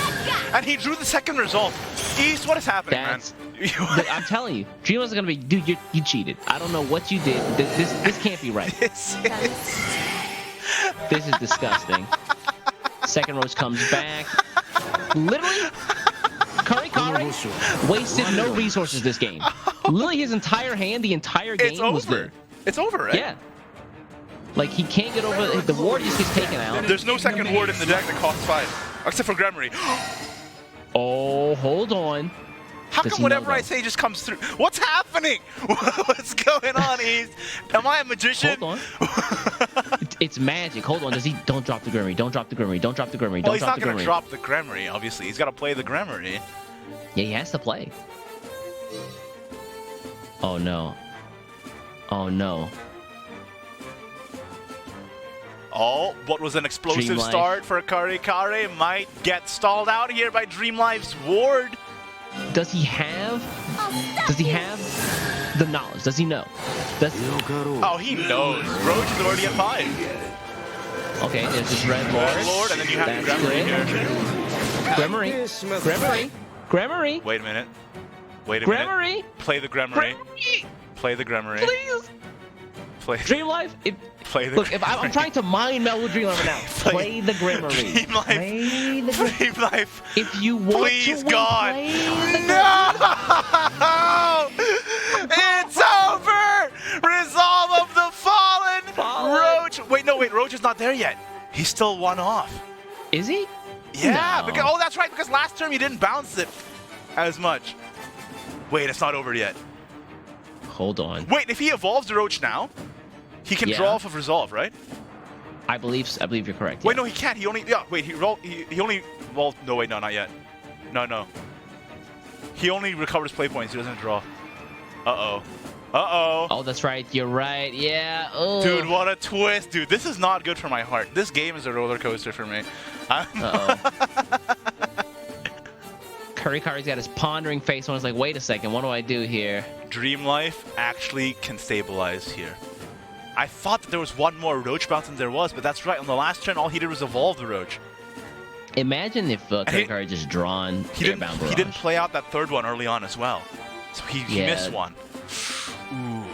I mean, that was a smart play, though. Like, you have to respect the fact that your opponent can just clear both your Roaches, then you have no win condition. Yeah, but now we have no win condition, East. Well, I mean, you know, that's neither here nor there, but... I won't stop singing until there's world peace. Mighty Yeah, slow. this is probably the best play. You want to board lock him? 5, So they can't do anything more? Wait, really? 7, 8, 9, 10... What? Okay, that makes sense, actually. But I thought... Yeah, I mean... I would like the board lock here, because then you basically guarantee yourself a victory next turn, right? Well, I mean, you can't really do the board lock since the 1-2 can trade anyway, I guess. But Oh, yeah, Shantu's just... I think target. I would expect the ward to go up now, right? I mean, does it matter, though? He's going to ignore it, and then... Are you kidding me? That's GG, right? Dreamlife, no! Dreamlife, no! That's GG. Karikari You're a loses. tough one. Oh, wait, yeah. Oh, that's right. Shooting Doji's effect helps That's GG. the sarcophagus raid. Wow! Damn. After all Where the did cards. Dreamlife see that line? After all the cards. It was GG, dude. Planned from the beginning. That's all according to Keikaku right there. Look, man, if you had a functioning heart at the beginning of that match, you definitely don't have one now. That was a roller coaster of emotions, dude. My heart is in turmoil. Yeah, it's... I've got a That regular was heartbeat so right now, close but to Karikari, honestly. If he had one more bounce, it was done. And I answer. yeah, I mean, that was crazy. I didn't even see the line with the shooting Doji there. Wait, involved with the sarcophagus raid. Wouldn't he have won if he... Yeah, he would have... What's that? I'm just trying to think. Think, Igni, think.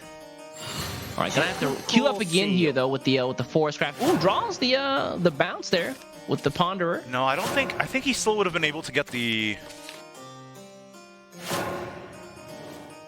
storm on the Wraith, so yeah. Wow, rough.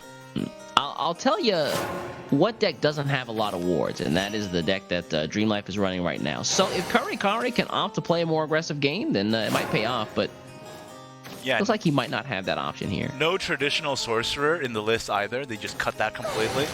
The only source of ward is now Kuon. Oh, that's true. Yeah, with the Celestial Shikigami. Man, Karikari's hand is great to draw resources, but he has no roaches inside at all. One single bounce. But all the heal in the world. That is a chipper skipper right there. You are correct. Would you have opted to play the Reclusive Ponder there first? Oh, you can't, yeah, because of the accelerate. Yeah, you can still play the Reclusive Ponder right now. Yeah, it's good now. Or you could save it for the skipper, which is honestly probably better. That's true. Yeah, next turn, skipper gets access to can be played. Plus, you get the 1 accelerate. Man, top 3 Roach last game. What if the Roaches are at the bottom now this game? Oh, don't say that, man. That'd be upsetting. Too late. You've already said it. I said it, dude. Karikari, direct your hate to at Ignidius at Shadowverse.com. Go on twitter.com/east_ml. Cool seal. Whoa, whoa, whoa! That's too detailed, man. that's too many. That's too many details. Whoa, Oh, that's there a it is. Kuon. Hey, Mysterium Project, thank you. I'll be taking one of those. He also already has the Rune in hand, so He's gonna play is the he Rune. gonna play it? Really? That is All right. very interesting. Oh my! You're kidding me! You're kidding He just me! drew the other one, so it was He's fine. like, man, if only I had another Rune. There it is. All right. East, what have you done? Whoa, whoa, whoa! Don't put this on me, man. What have you done, man? You know this is you. I can't believe you've done this. I can't believe you're getting away with doing this. Igni just like shoots the man like, who could have shot this person? Was it East? Alright, Elf Queen's gonna get the full clear here. Any Shooting spell. soothers? Let's go. A little bit of heal.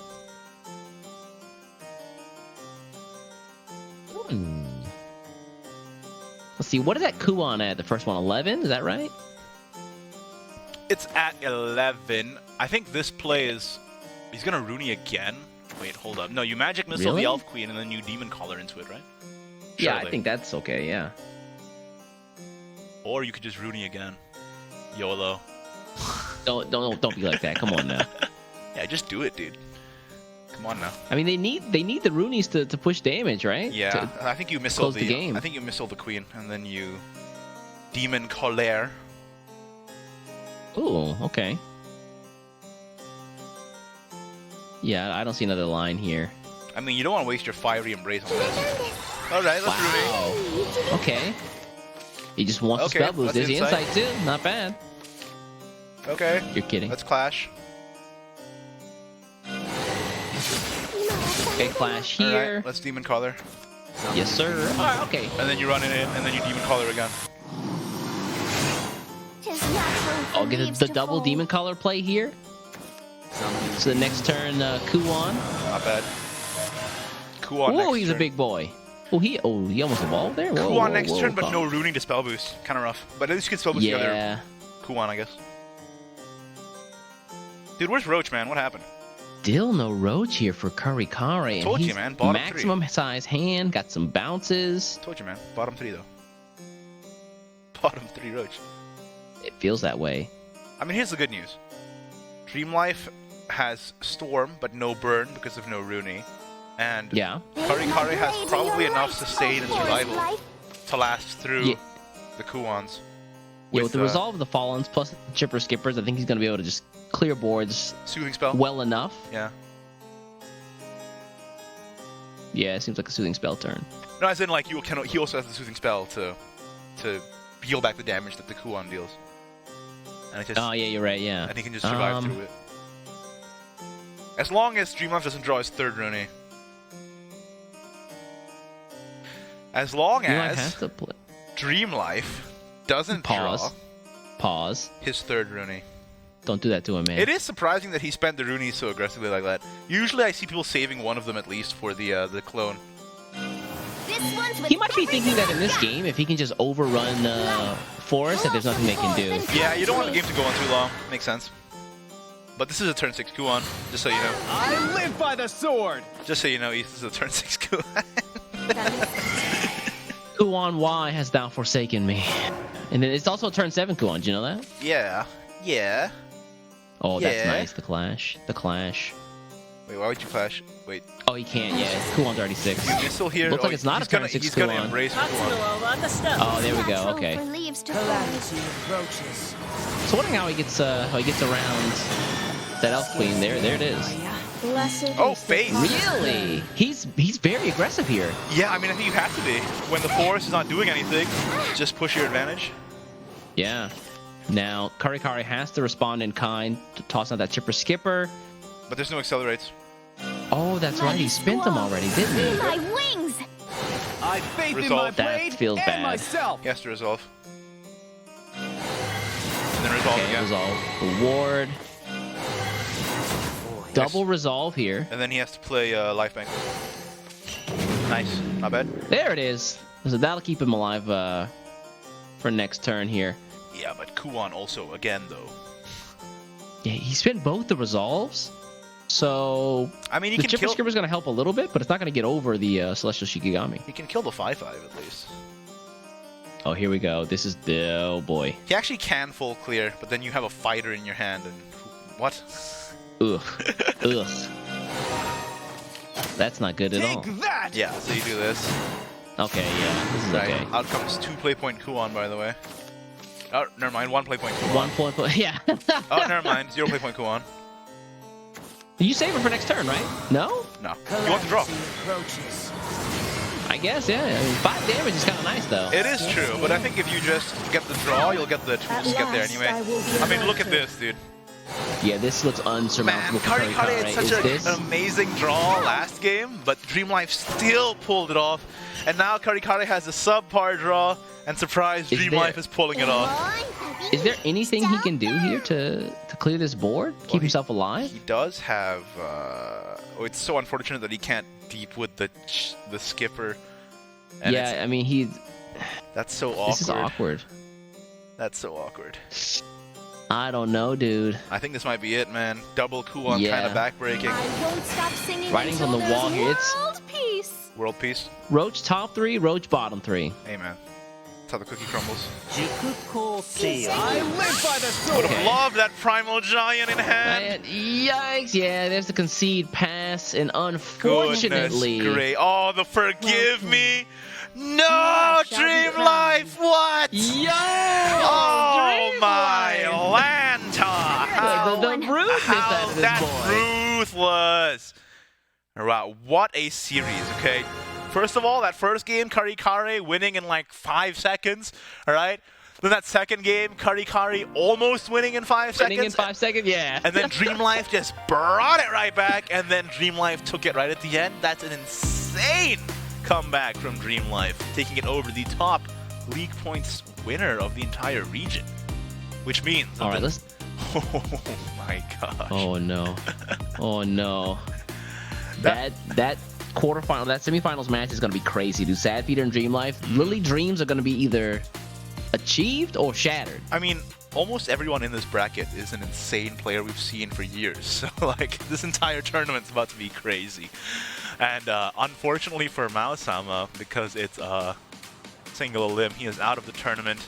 Still walking home with 300 big ones, but he loses potentially the straight shot into WGP to Sadfeeder, depending on how well Sadfeeder does this tournament. So Now, here...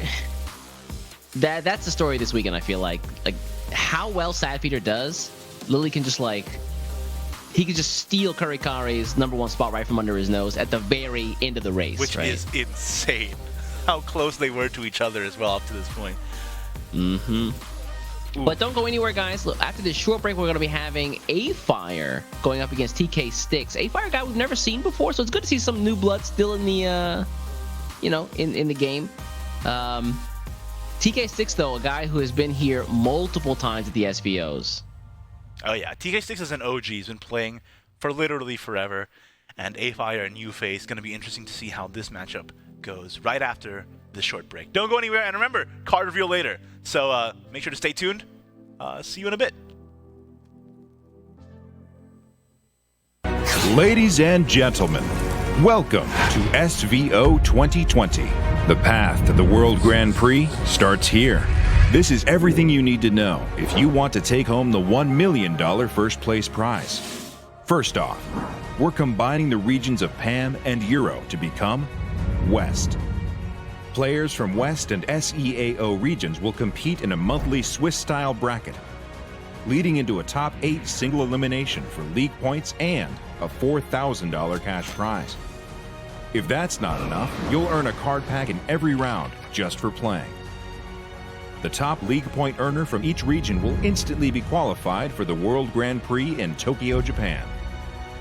The March, June, and September monthly Cup champions, along with the next top point earners, will compete in the Contenders Cup for a piece of a cash prize and the final spots at the World Grand Prix. If you're the player who qualified for the World Grand Prix directly from league points, don't worry. You'll still be included in the Contenders Cup cash prize. This is SVO 2020. Sign up now to compete.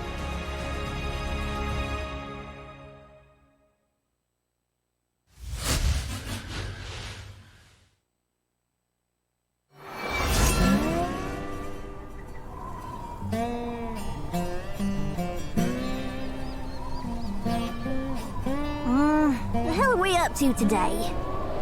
Same as always. Raise cane and get paid. Our future depends on it here. Well, hell yeah! I never say no to busting heads. Can I go all out, Baron? Sure can, Bunny. After all, ain't no justice here. Not in our humble Reveal. Well, that makes sense. Ain't no gods here neither. The moment you slip up, the moment you ask for help, that's when this world will get you.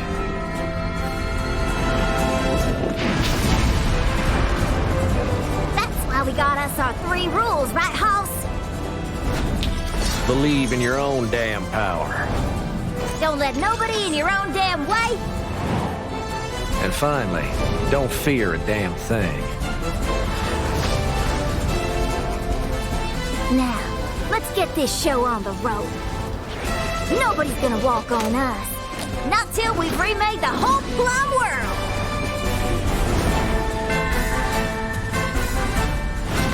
When hell comes a storm, only fate can provide.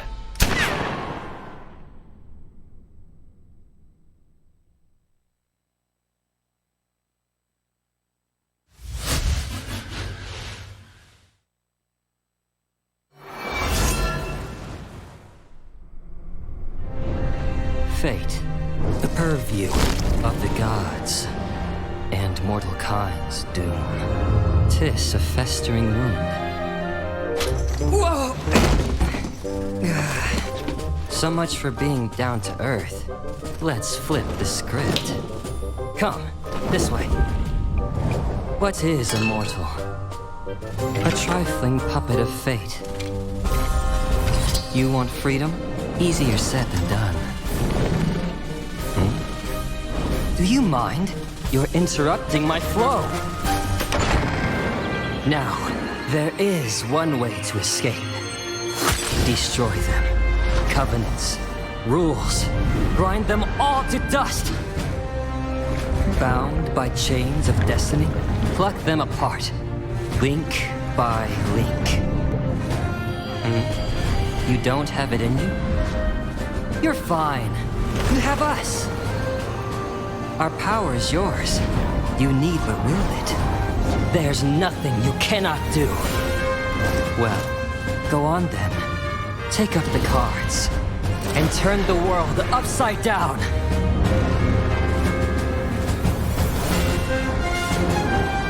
For you are the arbiter of Fortune's hand. We are more than mere playthings of fate.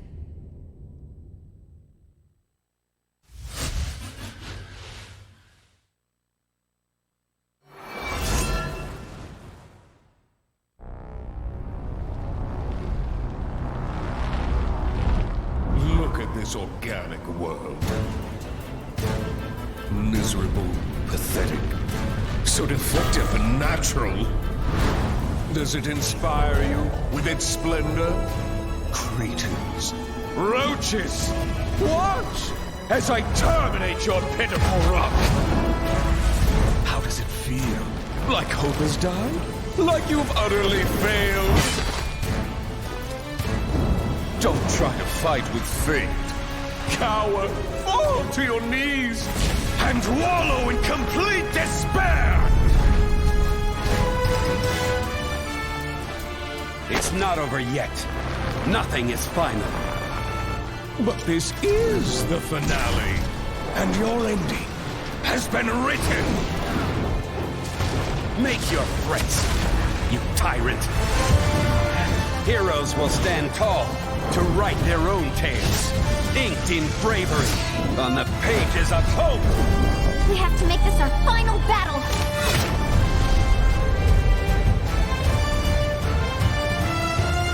The seeds of destruction will uproot this world no longer.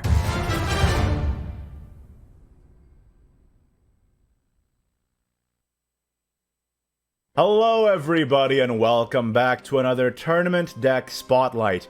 Today we're talking about the Burn Bloodcraft list that Shimon used to win the Rage Shadowverse 2020 Autumn Grand Finals. The clips you're about to see are from the final game-winning game versus Fee's Control Havencraft. As the name implies, the deck involves a lot of dealing damage to the enemy leader, particularly with Ravening Corruption's Evolve effect that gives your leader the effect of dealing 1 damage to a random enemy whenever you draw a card. Couple that with the new Bloodcraft Legendary Ball that lets you fuse 3 play point or less Bloodcraft followers to refill your hand back up to 6, or fuse 6 of them to deal 6 damage to all enemy followers as well, and you are looking at a lot of draw and a lot of burn. Then on top of that, you add more draw with Permafrost Behemoth's Crystallize, Zelgenia the World, not to mention all the additional burn from Razory Claw and Garnet Waltz, and you are dealing a lot of straight-to-face damage. The deck also makes use of Avarice effects like Hellspear Warrior, which gains Storm upon Avarice, meaning that it gets Storm whenever you draw 2 or more cards in a turn, along with the very interesting tech of Moonrise Werewolf, which can act as ball fusion fodder, as well as being a very cheap and early high defense ward follower. Let's go ahead and take a look at how this deck works in action. So here's a game I played earlier today against Rune. I am going first, which is an advantage when you're playing this deck. It's an aggressive deck, so it highly benefits off of going first. You get to play your stuff out faster than they can and deal damage to face, which is kind of the whole point. Now I do get a really good starting hand here. Triple Vampiric Bloodbinder, of course, dealing 1 damage to my face, and the last words, draw a card at the start of my next turn, which helps to activate Avarice, helps to dig for my Ravening Corruption, and then post-Corruption helps to deal damage as well. So just a great card. Thankfully, stumbled on my words there for a second, I get the, whoa, car honked outside, I get the Ravening Corruption pretty early on, so I'm feeling pretty safe. Just play a second Bloodbinder here, just to establish some board presence that I can keep going face with. Again, Bloodbinder again, and then I just Razory Claw face as well, because why not? And you can see why going first is an advantage now. Just play stuff, go face. They play the Kyoka, and they're going to evolve it, and they will be able to 2-for-1 here with the Kyoka Evolve effect, dealing 2 damage to one of my Bloodbinders, and taking out the other one here. That one cannot clear, but then they Magical Augmentation, and then Chaos Wheeler. So a pretty powerful turn from them, actually. But it's okay, I have the Ravening Corruption and the Hellspear, and look at all those draws from the Bloodbinder last words. The Ravening Corruption comes out, I evolve it. With this deck, usually, as fast as you can, you activate that effect. And then I just go with the Hellspear, again, activating Avarice there, like I said, to go face. They play the Authoring Tomorrow and Insight. Now, it's important against Rune to go as fast as possible before they can start healing or getting their game plan off with their Kuon or their Rune. So that's kind of where my head is at. No trading, only face, because I don't want to be here for very long, because I just want to be able to finish the game out as quickly as possible. Now in my hand, I have 2 Garnet Waltzes, and I'm going to make use of those very nicely here. Just go ahead and play those. and then I fuse the 3 into the ball. Now, it's good to play as many cards as you can before you play the ball because it fills up to 6. So you want to draw as many as possible to burn as many as possible. Unfortunately, I didn't really hit their face there, but I do draw the Lucius, which of course has a fantastic evolve effect of being able to 2-for-1 there based on how much damage you take. And now they're at 6 defense. They play the Rune, sad for me, and they did spell boost it at least 10 times there, refilling their hand, and then they Clash of Heroes here and are able to take it out with the Demon Caller off the back of that. Thankfully, though, I have another Garnet Waltz as well as another Ball in hand, so I'm feeling pretty safe still. Go ahead and Zelgenia, though, because it destroys this and then deals 2 to face. Bing, bang, boom. Permafrost Behemoth, draw 2 more. Hand is looking very nice. I can even ball 6 followers in case they Kuon, so I can technically full clear them and then go straight to face. They Fiery Embrace me here. Shikigami summons, Rune, and then here I'm looking a little bit scared, but I'm still feeling okay. They can't lethal me from this position, and I know that, even if they did have the Kuon, and they didn't. So everything's looking fine. Go ahead and Garnet Waltz here.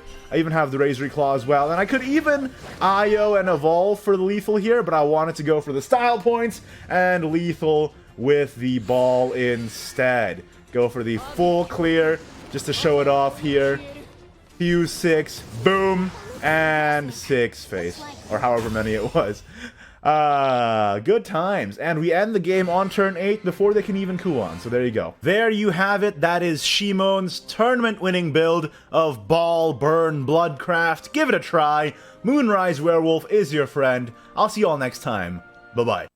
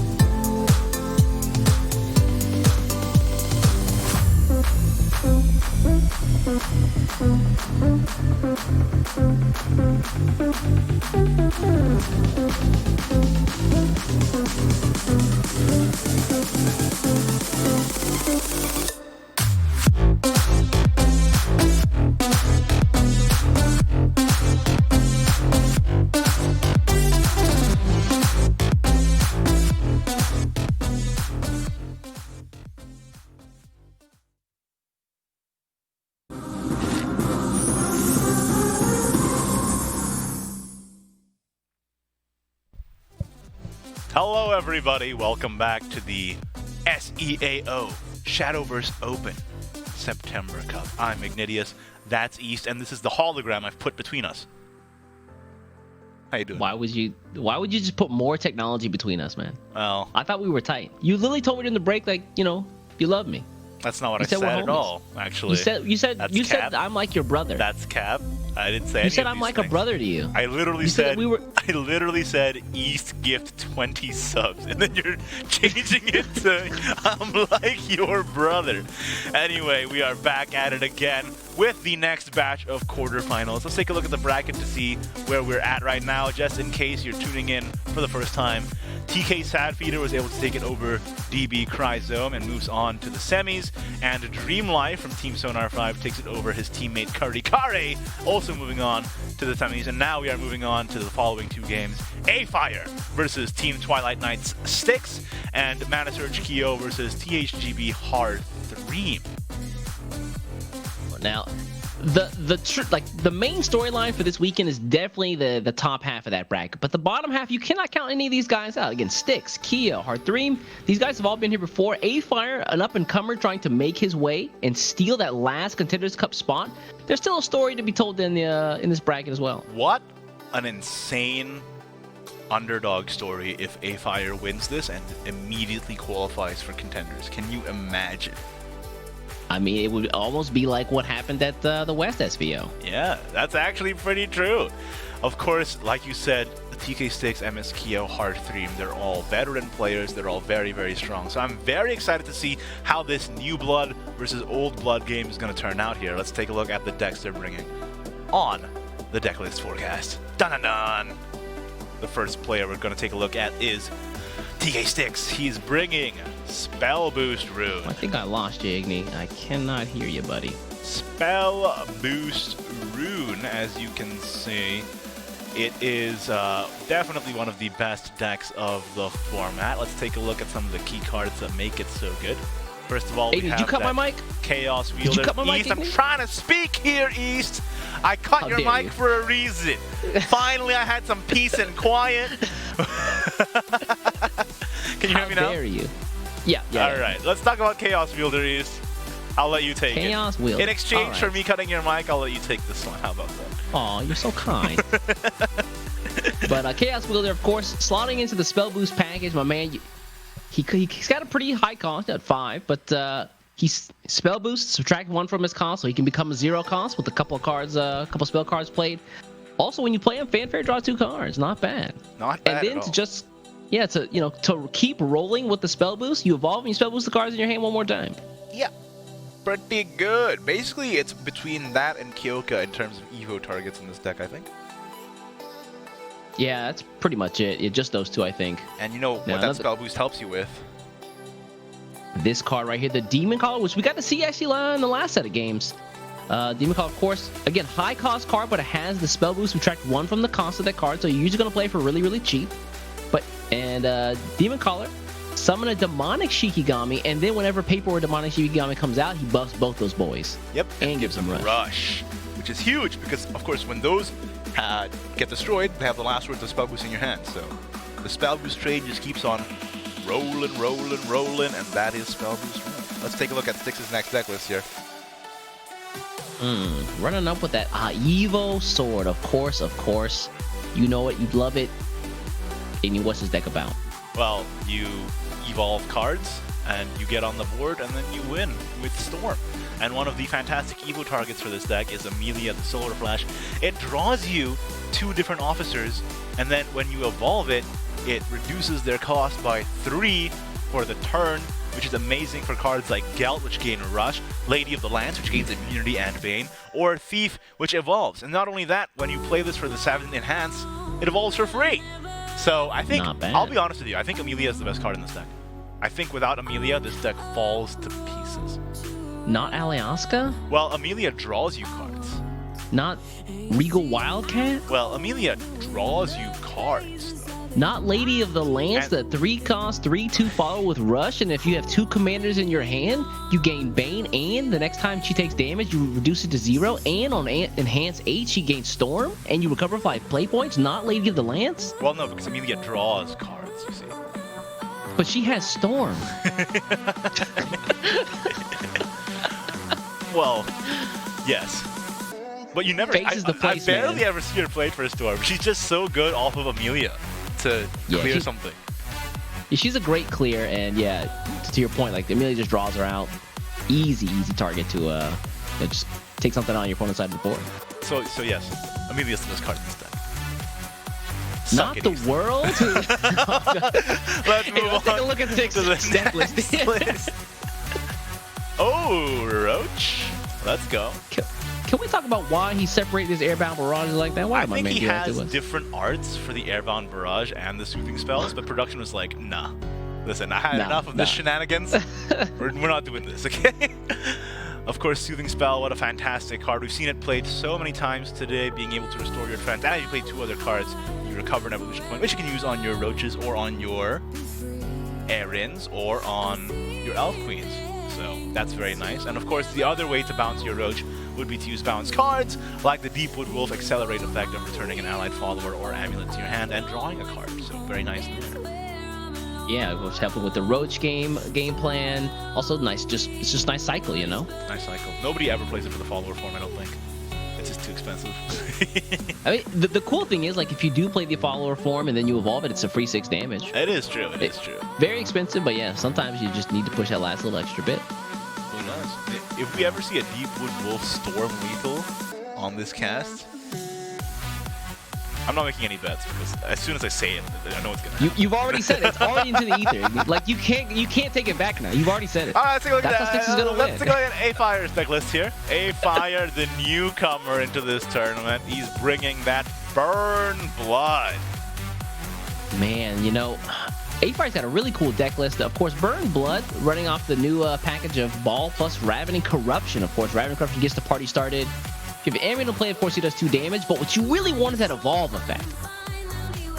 Read it without looking at it. Basically, every time you draw a card, you deal 1 damage to something on the board, and if there's no board, you deal damage to the face. It's just random, right? It doesn't have to be if there's no board. Sometimes it just hits face. Oh, that's right, yeah. Yeah. I closed my eyes, man. Yeah, you actually did close your eyes that time. I will give you that. And of course, you combo that with the ball. Listen, you were all here for the break, right? You saw that video of me explaining this deck. You know what's going on. Ball has that fusion effect of being able to refill your hand, or if you use 6, you can also clear the whole board. Then you draw, then you burn with the Ravening, and then you win the game. Seems good. Yeah, again, Shimon won this deck, or won with this deck at the last Rage League, and I'm surprised more people aren't playing it. Yeah, definitely. This is exactly Shimon's list. You see that 2 Moonrise Werewolf as well? I didn't even realize that until I took a closer look. This is literally exactly Shimon's deck list. Wow. Well, there you go. A-Fire sees a good deck, he uses a good deck, and look at where I got him. Hey, there you go. There you go. Making it work. So let's take a look at A-Fire's next deck list here. A deck you also don't want to play against. Again, that Control Raw Haven we've seen before. Igni, what do we got in the bag this time? This deck is so much fun. I love it. Well, rude.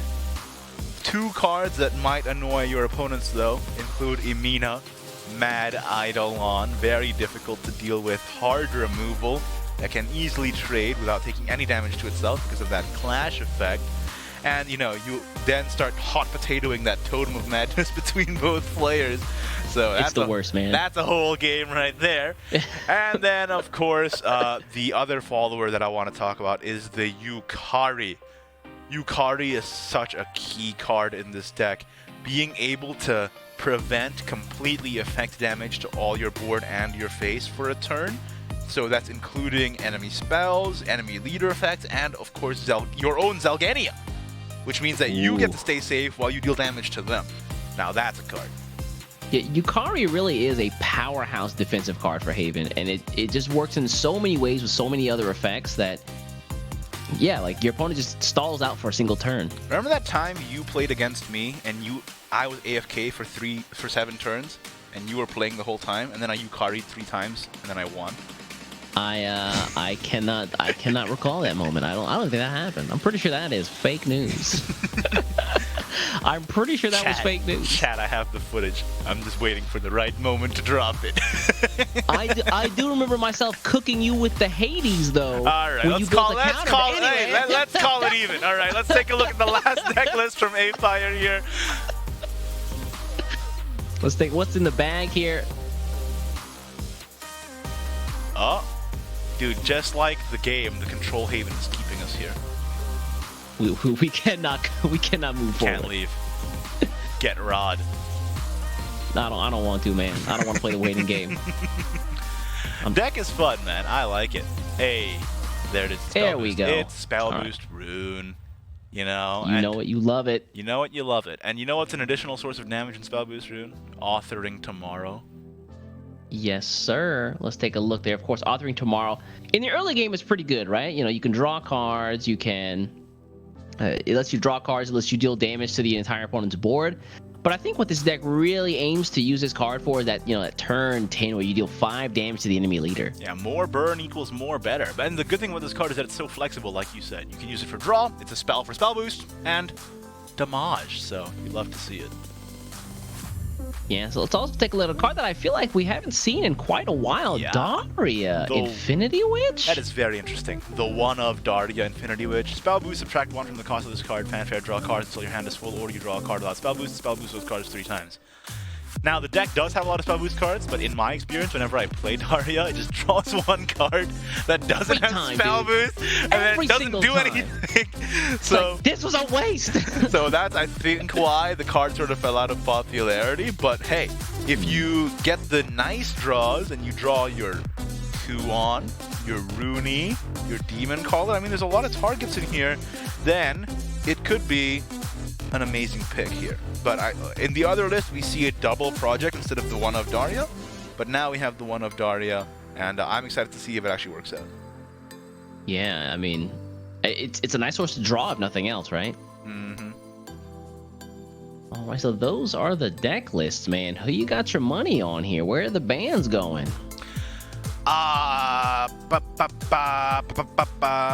Ooh, I'm gonna ban. Well, last time I said I wanted to ban Rouge, but I think we're gonna ban Sword, man, and maybe Haven. That's what I'm saying. Sword and Haven, man, don't be like that. Hey. You definitely ban. You saw what Shivon did with Corruption Blood. That's true. That's true. I think you leave up the Corruption Blood, man. I think you can take it on, especially if they go second. But we'll see. Yeah. Like Evo Sword versus Corruption Blood might just, like, if Sword goes first, that's a tough hill to climb. Just put the Alaska in the way, and then the Alaska tanks all the hits, and it doesn't take any damage. Oh, yeah. Man, when Aliasa came out, I was like, oh, thank God, Rune Shop is finished, man. Oh, well, there we go. Roach is banned, and Rune is banned, and you know what that means. You know what that means. It means Haven is being played this game. You know, honestly, I'm really excited because we get to see the Burn Blood and the Control Haven with 2 decks we don't get to see very often, you know? That is true. And I want to see, honestly, TK Sticks, amazing player, been playing forever, but I kind of want to see the Cinderella story of A-Fire making it all the way to the end here. Dude, I mean, we have so many good storylines this month. It's any way you take it, like, it's gonna be good. Yeah, man, it's like Game of Thrones seasons 1 through 4. All right, let's go. You know, that's true though. You know, I'm not gonna wholeheartedly agree. I'm right there with you, Adrian. I don't know. I only know the memes. I've never seen Game of Thrones. Okay, so it's Sword versus Haven. Styx is bringing the Sword. Now, A-Fire does have a lot of banish to be able to deal with this board. I wonder if he's going to be able to pull through. Styx here is conspicuously absent. Where is he on camera there? That's He just left, man. He just stood up, went home. He's like, all right, quick bathroom break. Hurry, hurry, hurry, hurry. Gotta get back before my mulligan ends. He clicked ready, and then he left. That's... Now that's a play. That's a play. Ooh. The double blind justice for A-Fire. Probably. Styx clicked ready and then left. Like, yep. Ready up for this, buddy. Oh my God. Wait, what's happening with Styx? Uh-oh. Uh-oh. Oh, wait, he's here, he's here. Oh, there. He's back. Bring him back. He's here. Go back. We're good. We're good. Styx is back. We're good. We're good. We're good. Listen, it's fine. Let's see here. Saved. Styx got the very interesting point of view here on the camera angle. Oh, you don't like elbow cam? Yeah. I can't say that I'm a fan of Weenus Cam. He's gonna pass, not play the tutored up, because he knows this is gonna get banashed. Yeah. Oh, that Gelt's getting banished. Get ready that sucks. That's banished. I mean, everything's getting banished. So. Yeah, pretty much. Like anything that he drops, just like immediately just goes away. Bye. Goodbye. No fun. I think A-Fire queued up with the right deck here. If he queued up with Burn Blood, I would have been a lot less confident. But I think A-Fire queued up with the right deck. I think you're right. I think that Haven can definitely just put the pause button on Sword. Oh, triple Kel. What do you think about Kel Evolve here? You know, honestly, I don't hate it. Save the hard removal for Alyaska. Kel good Evolve point. takes care of this, and it evenly trades with Amelia. Or you could Eris's, but I don't know, man. Not dealing with a Tyrion against Sword. Might hold on to the Eris. Yep. Here's where I shine. Kel Evolve. Let's Okay, go. yeah. I mean, you have 3 in hand. You're really not that worried Arrow off. about not having removal. Can you do your best arrow off? Arrow off! That's pretty good, dude. That's pretty. Hey, side games. Hire us. They literally are, East. I don't know if you noticed. For the other job, too. Alright, out comes the Amelia, as predicted. It always is Amelia. Oh, Yep. but wait, no Gelt? No Yeah, Honorable Thief? No Lady of the Land. Carry on. Did get the Steadfast Samurai, though, which is a prime removal target. So, Yeah, but you can just, like, Kel again. You don't even have to Bell. evolve it. You can Kel Bell. yeah, not bad. It rhymes, so it has to be good, dude. And then pretty much everything in Styx's hand has to trade into the Kel pretty evenly. Whoa, got off for the Eris Prayer here. Oh, he guts the removal. Oh. Yo, he draws the Raw and the Black Inscription. How good was that? That's the A-Fire play right there, dude. Oh, I see Classic. what you did. Is that what it is? The A-Fire plays? This is all getting destroyed by Kel. Don't make me cry. Just you know, keep in mind this board looks cool, but it ain't sticking. It ain't Stixin. How's that? You like it? He's mad. He's hovering over the Raw. Oh yeah, here's No, where I he definitely has shine. to kill this turn.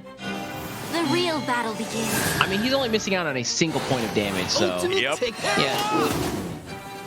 Raw really gets trade good this around in? turn 8-9. Mm. That's Bell. Kel Bell. There it is. Some extra draw in the hand. Me, mister. Whatever she said. Yeah. Okay. Alright, Well, let's that see. Lady of the Lance is not even active. Kind Yeah. of rough. I mean, I guess you could Alyaska Lady, but then it's kind of bad. Ooh.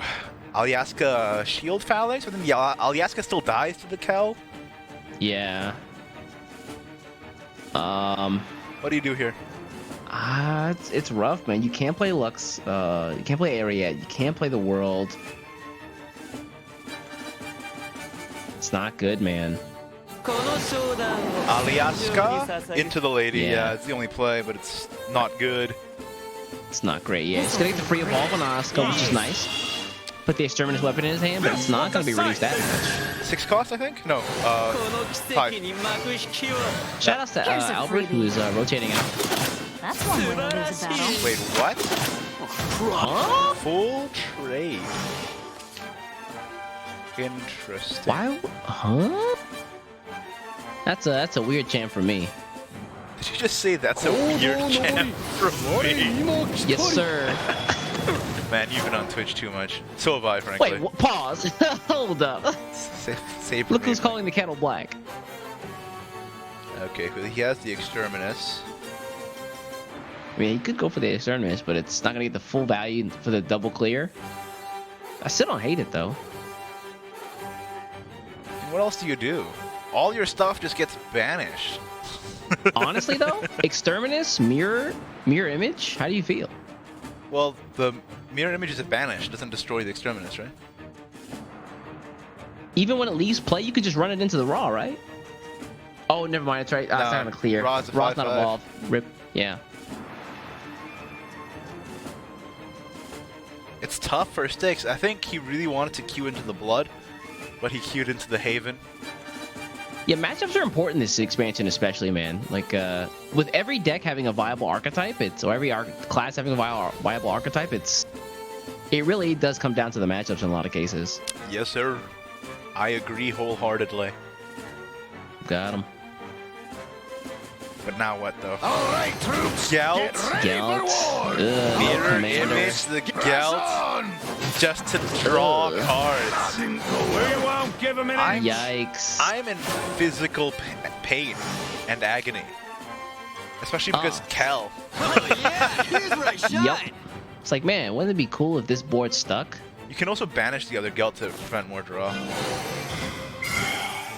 You were saying? That's what I just said. Let us conclude. That's what I just said. He did it. He did the play. He did the thing. He did the thing. Pace for 5, deal 3 damage. Let's go. Uh-oh. We're getting closer Sticks, and closer buddy. to 10 as well for the Invoke. Okay, well, at least you have Amelia. Yeah, at this point, I think Styx is just trying to wait out until turn 10, but he doesn't have the Wildcat. Yeah, it's a bummer. He needs to do something to pull those commanders out of the deck, and he might not be able to find anything. He can Amelia evolve. Ariat? No, the Ariat is at 4 Evos if he evolves the Amelia, right? So it won't heal him. Fortunately. Oh, yeah, Because you're he didn't right. get any Kagemitsus this game. He also didn't get any Steadfasts. He played Steadfast, but for the 1 cost, yeah. Yeah. Man, this is looking rough for Styx, dude. That means Resolve of the Fallen is not at 5 Evos either, right? It's at 3. Fight together, everyone. No, it's not. Pretty sure. Let's see if I'm actually right on that or not. Oh, the Honorable Thief is nice, though. Oh, yeah. Hold on. But now he can't Amelia. Strike. Oh, sorry, can't Ariat, rather. I will support the Vanguard. Yeah, so he Carry has the on. Honorable Thief here. Yeah. And then he can Ilmisuna to get Evo points back, I guess. Okay, yeah, there's the point back. Whoa, evenly trading. That hurts, and then not only... Ooh, I mean, that's just gonna get banished, right? Yep. Dude, it's oh, man. Black Inscripture. Oh, the passing of lore is heads up tech, too. Get Acolyte's Yeah. Light, or whatever you want. Or whatever you want, yeah. Healing Pretty... Prayer for a cheaper one. Goodness gracious, East. How did this happen? If Styx draws Commander, it'll be the clutchest draw of the game. I Or will won't he? stop singing until Oh, there's hold up. world Chanteuse, though. peace. I like the Chanteuse play here. Prevents the Zelgania Yeah. damage. Blind Justice. Yeah. Heal 6, heal 5 is kind of nice, though. And then you want to Black Inscripture this, I guess. Yep. Goodbye. And then you can this for Acolyte's Light. And then you can Acolyte's their Zelgania next turn. I like it. If you Acolyte's their Zelgania, you heal 8 defense. Oh, that's right. Zelgania comes out, no Wildcat. Hold on. Still have a chance to draw here. Hold up. Oof. This is the downside of having a single Wildcat in your deck. 1 out of 21 draws. Yep. I can't Oh, sing there it is. another Resolve of the note. Fall. Wow. You're kidding me. It's not lethal, right? No, it is. No. Is it? No, wait. 12? It's not. He could have evolved there, right? No! Wouldn't have been lethal anyway, right? Oh yeah, still been 2 off. Alright, dueling Zelganias. He can't take the 4 damage this turn though. Yeah, but he can heal 12 defense, man. If he just Acolyte Slides their Zelgania. Yeah. Goodbye. Woo! Now that Acolyte Slide buff mattering a lot, turns out. Yeah, that's right. It was only recently buffed, wasn't it? Before it was 5 play points banish an enemy follower. Now it's that. Yeah. Now it's that. Just He can also free evolve here if he wants to with the Lorena, but I don't know. Might just want to get the damage off. okay. Here we go. Heal. Face. Yes, sir. A fair a day keeps the doctor away. I think you trade with the Zolgania. I agree. Because you want to deal the damage. And then you can free evolve the Lorena to make it survive the Zolgania ping. Yep. He didn't get Yukari though, unfortunately, which he kind of wants. But, Yeah, I mean, he has a chance to draw it out. Oh, well. Stop! It's close. Yeah. This No one's more a nail biter. I mean, the thing is, Styx really just has to push the rest of that damage. There's no more Storm in hand for Styx. Yeah. He needs to get some cards out of hand so he can get that world down, get some more draw, but a heal. It's tough. It's a tough one. The resolve there? That helps. Kinda. Yeah. So that's 5. What do you do the last 4? You want to maybe area at first and then I think steadfast? you have to area it because you need Steadfast to be up.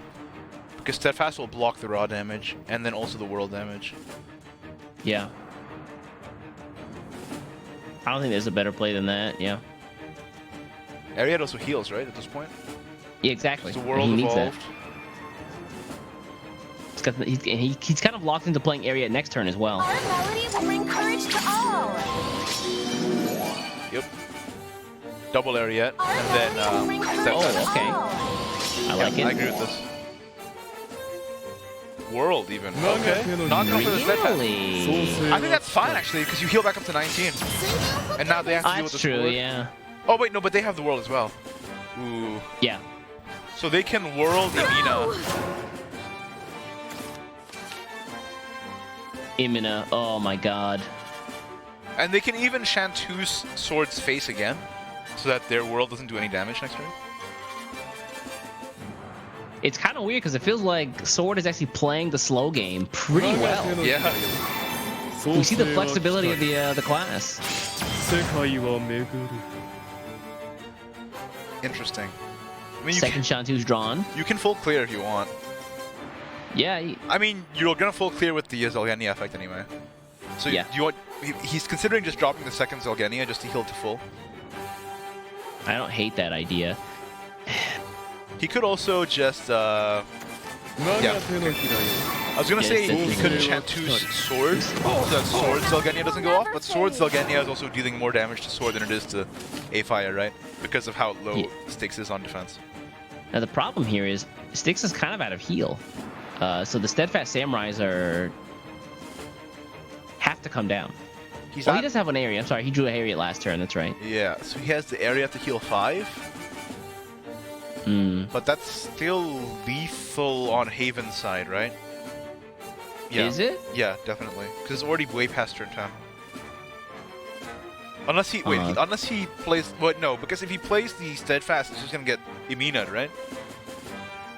Oh, that's true. Yeah, he's just gonna transform it. Ugh. So does he not have to play double Steadfast here? Oh, you're right. Does he respect the Imina play? No, but Steadfast dies anyway to his own Zolgania ping. I don't think he has any plays.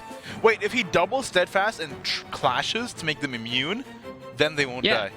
So he has to double Steadfast. So I'm lost. Or that works. Wait, too. what? I mean, it was a really very low odds of working anyway. We were looking at the 1% of the 1% of possible outs there. Yeah, ouch for Styx queuing into the wrong matchup, I believe. I think that's exactly what A-Fire wanted. Queue into Sword with the Haven, queue into Rune with the Blood. But, you know, he's going to have to queue into Sword with the Blood anyway. But, you know what I'm talking about, though. You know what? I think that the story that you might have talked about earlier is coming true, Igni. It's almost as if you're cursing these people. Well, Styx is not out just yet, all right? Styx is one of the best players in the entire world, so I think there's still a lot of fight in him left. Let's see what happens. He is going to queue up straight up with the Rune into Blood. Really? But he is going first, so maybe he has a chance. And plus, Rune has a lot of heal, right, with Rune. Let's see what happens. Yeah, I guess this game will depend on if Styx can really get the Rune effects off fast enough. Because this Corruption Blood deck is known for going pretty aggressive. Rune's pretty good, though. As a card. I don't know if you would agree with this one, East. I think Rune's a good card. I'll say it. Hot take.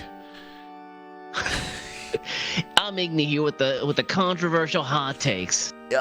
I don't think I believe that at all, though. I think that's fake news.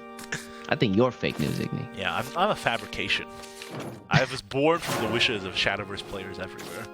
Much like the hologram in front of you. The early ball is nice, but he would like to get a corruption in hand. Yeah, but he'll get it. Don't worry about it. See? Neither of those is corruption. Pause. Yeah, he's gonna get it. See? So I told you. Alright, so Styx here has to stave off the early game damage and to get those Runes in hands as fast as he possibly can. I like the Sorcery in Solidarity here just to get to draw follower out. I was gonna say. I mean, there's a consideration of just playing the Shikigami to have something on board to be able to trade with, but yeah, definitely you want to draw here. Especially with a hand, which is kind of as milquetoast as the one you have right now, is Styx. You see Styx right now is leaning back, laptop on his lap. Yo, maximum comfort. Maximum comfort, man. Wait, he unplugged something by accident. Wait, hold up. Styx, no! Don't worry, guys. Man is working on his dissertation while he's doing this. His thesis? Out comes Kyoko. The expected play. Before the evolve turn. No Kuon. No Rune. No Happy. No corruption either. Yeah, we'll get it. Don't worry about it. So, Raging Claw. Yeah. Face. Play the second Lucius. Yeah. Face. You have the Evo before they do, so this is very good for A-Fire here. That's true. He's gonna project the Chaos Wielder from Chaos Wielder? Yeah, you definitely can't do it with the Demon Caller. Kind of crazy. Because typically you want to project a Kuon, but no Kuon in hand equals sad times. And now with this, if he trades here, it's so easy for the Lucius to evolve and destroy this Kyoko. Yeah. And go face. Yeah. It's evolve Lucius, go face. Double Revelry. Wow, he's going full throttle, man, to the face. He's putting it into maximum overdrive. Why did you say that so slowly? Next turn, all he has to do is draw 3 more damage, or potentially he can Razor Claw, draw a 3-cost or less Blood Follower, and then Ball Fuse. Very good turn 5 for A-Fire here. I embrace all manner of spell. Where's Rune? Oh no, where's anybody, dude? They're all gone. What's going on? Hey, there she is. Oh, okay. A little bit late though. I won't lie to you. You ready for the good stuff? Evolve the Chaos Wave for the spell boost. It's gotta get the Rune online. Equal in my eyes. Is this a speed run? Is this a speed run? Zero constant Demon Collar, yes sir. A-Fire, if A-Fire draws Razor Claw here, it's already over. Yeah. Let's see what's in the bag. That's not lethal. He's one off. He's one play point off. Oof. Yeah, he can play the Larage, but then he doesn't have enough play points for the Hellspear. The Laraje. Pause. The Laraje? Is she Spanish?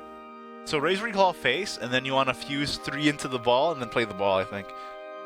That makes the most sense to me.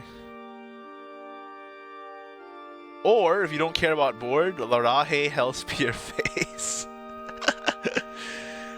Honestly, though? No, there's no way, right? Like, you'd die. Yeah. Also, you have to clear the Demon Caller because you have to assume that Kuon is in hand, and he's played a ton of spells. Yeah, true. You have to assume Kuon's in hand. I mean, even if he... I mean, he has lethal on board, right? No, he has lethal with Rune, rather. If he doesn't clear... If A-Fire doesn't clear anything here. Rune's only been spell boosted, what, like 3 times? 11... I know he's 1 off even with Rune, I think. Is he? 3, 4, 5... Yeah, that's 11 9, on board, 3 10, in hand. 12, 13, 14, 15. It's 14 No, he's not. Is it? Oh, yeah, he is. Yeah, the 2 from the Evolve. Yeah, okay. Bruh. Passing turn 5! What? Oh, pause! Okay, let's see what happens. Interesting pass.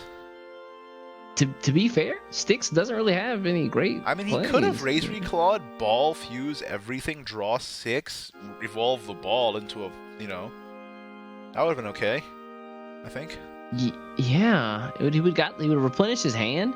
He could have even potentially drawn out the next Razor Claw with the ball. Well, let's see. If he did that, he would have been at 13 damage. Yeah, so that would definitely been game ending. Well, not quite. If he took out the 4-3, right? Then. Going beyond. But I guess he doesn't know what is in yeah. Styx's hand, so. Truth and taboo. Oh, my land. Honestly, I feel like that he does that because he doesn't want Kuan to come out. And there's the Kyoka. This is a problem. He needs to win next turn. Tasty, ain't you? Doggy. All right, has to be Garnet Waltz. It's not Garnet Waltz. Draw for Garnet Waltz. Wait, no, he has lethal, right? Over this new con. Does he? Lethal, yeah. Oh yeah, he does. Yeah, he just has it now. Okay. Fair. Demon to kill Wow. demon. Yeah, evolve. Man, this is what I'm talking Slap, about. slap. I feel like Blood into Rune is so nice for Blood because Rune does nothing in the early game, and then you just deal damage, and there you go. Styx, unfortunately, gonna go out in a very quick 2-0, losing to the underdog A-Fire. What a fast and speedy series that was. I think Styx just didn't queue up the right deck into the right deck, to be honest with you. Matchups are important, man. You have to respect the matchup, and sometimes if you're on, you queue into the wrong deck, it's going to be a really uphill climb, and sometimes you can't make it all the way up there. That was a tough series. A-Fire just blazing straight through. Hey, if we get A-Fire to the Contenders Cup, that might be insane. That might be the story. Let's take a look. He might sneak his way in there, man. Let's take a look at the bracket here. Of course, A-Fire 2-0 victory over TK. Styx, again, Styx, great Shadowverse player. He's been here consistently throughout the entire season. Good on him. Hope to see him back next year, or maybe even Contenders Cup. Let's take a look at those points at some point later today, and we'll find out. Man. But the next match that's coming up is going to be Team Manasurge's Kyo. This guy, man, I feel like he's had such an up and down with this expansion. Just on Twitter, just looking at some of the stuff he puts out. Going up against THGB's, how do you say it, Igni? Harthream. Harthream it is. That is the way to say it. Kyo has been working so hard for this tournament. I mean, all these players have, but Kyo has told us about how he spent ages perfecting his shadow deck. So I'm really excited to take a look. Let's see what their decks look like as we go into the next quarterfinals. Again, that is MS Kyo versus THGB Harthream. First deck, bring it up. Let's see what's going on. What it is. What it be. What it be. Tell us. I'm the weatherman, and this is the evening news. Let's go. Deck Not list quite. forecast. I think production's trying to spite you, Igni. DECKLISTFORECAST. Deck list forecast. That's what it spells. It spells I'm proud of your ability to spell, Igni. Oh, we're back here now. Wait, hold up. It's here. Wait. Okay, we're going back. We're going back again. It's Harthream! He's bringing that Evo sword. East, tell me about it, okay? Because I have to spell out deck list forecast, so you're gonna do it. How does that sound? That's fine. So the deck really evolves around like the rally plus the Evo sword effects. Of course, the rally shield phalanx 2 costs. Early on, it's 2 free follows for your rally 10 to get Fear on the board, and then if you have rally 15. This card summons a front guard general instead of a shield guardian, which that's pretty nice because he drops a shield guardian when he dies. That's a big boy. That is a he drops a fortress guardian when he dies, which is even better than a shield guardian. That's right. And another rally effect is that Honorable Thief. Rally 7, which is so easy to meet when you're Swordcraft, you get a free evolve, which helps you with the rest of your deck. Alaska, Exterminus Weapon, cost reduced, Ariete, Resolve the Fallen, so everything works with this Honorable Thief. Even with the nerf, this is the unnerfed version you're seeing on screen right now. The nerf put him to a 2-1 that evolves into a 4-3. But even with the nerf, the card is still fantastic. Very, very good card. Pushes the Evos. Rallies is easy. The rally count is easy to get to. Yeah, great card. Absolutely. Especially for a bronze. Yeah. That card is crazy. It got nerfed and it's still a 3 of in everything. So yes, sir. Think about that one. Next list. Oh, it's the Evo sword again. Hold up. Next list is the second player in the tournament to bring Burn Blood. I like it, dude. I'm a big fan. We got to see some of the great cards to just cut your opponent's defense total down very quickly. For example, Razor Claw, basic Bloodcraft card, which is it's always been there. You could always use it. Of course, dealing 2 damage to your leader, then you could deal 3 to the enemy leader, or excuse me, to the enemy, any enemy. Yeah. The leader, another follower. I've always pretty used good. Razor Claw is one of my favorite cards. I love it. I mean, it's just good, right? It fits right into the blood package. Thematically, it's on brand. And speaking of on brand, we got the leader himself, Garnet Waltz, with the Urias there, or the Urias. It's also a Razor Claw, if you think about it. It definitely is. And if you're in Vineyards, it's Razor Claw ++. Yeah.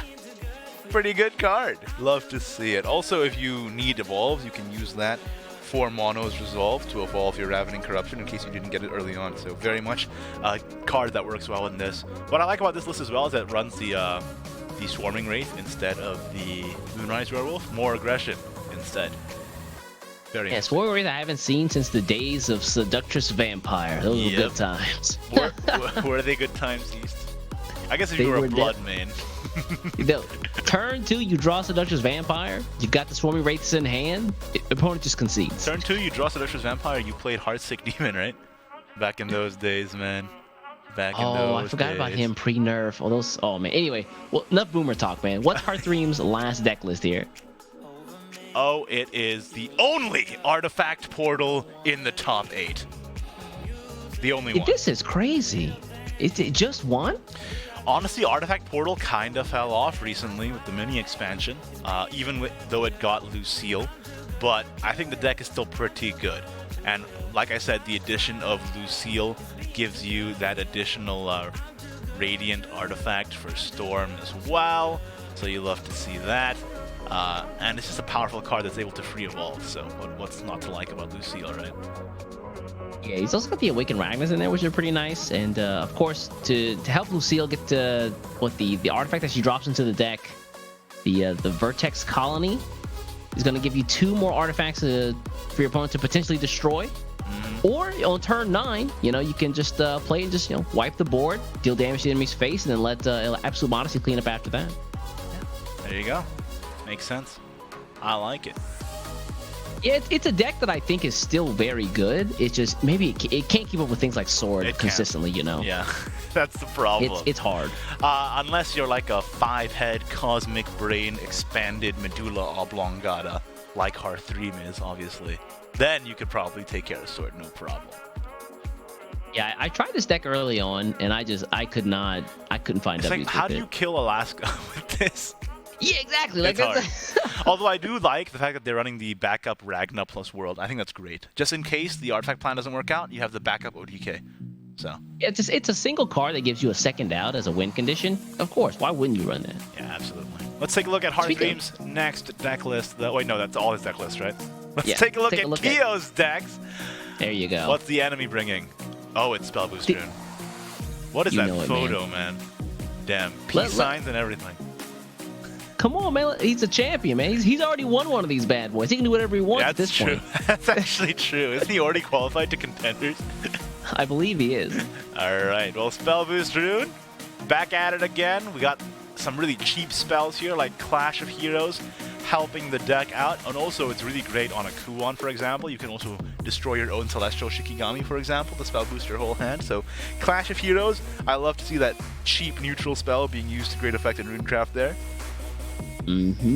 Additionally, they've got the Magical Augmentation, another very cheap spell. Yeah, it's supposed to be run in Earthright, but just because it's a cheap spell, you can run it in Spell Boost too.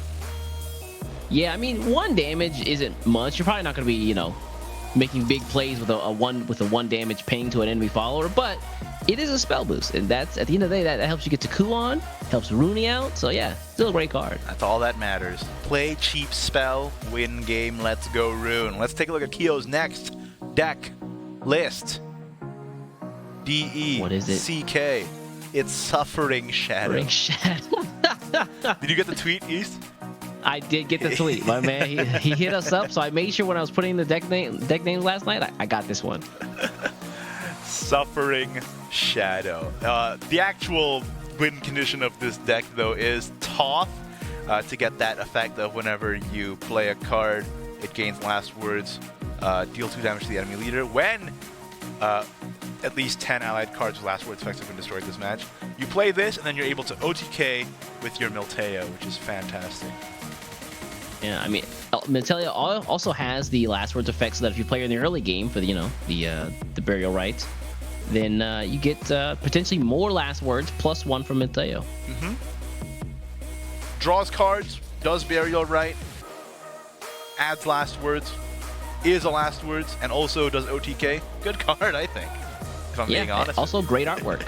Yeah, great artwork. Great artwork, fantastic. Now, Keo wanted us to call this Suffering Shadow because of how many L's he had to hold while practicing this deck. But hey, since he's in top 8 with a 6-1 record, I think he's finally got the gist of it. So I'm excited to see his newfound mastery over control decks. Let's see what happens. But first, let's take a look at his last deck list here. I think he's going to be running that Evo Sword package.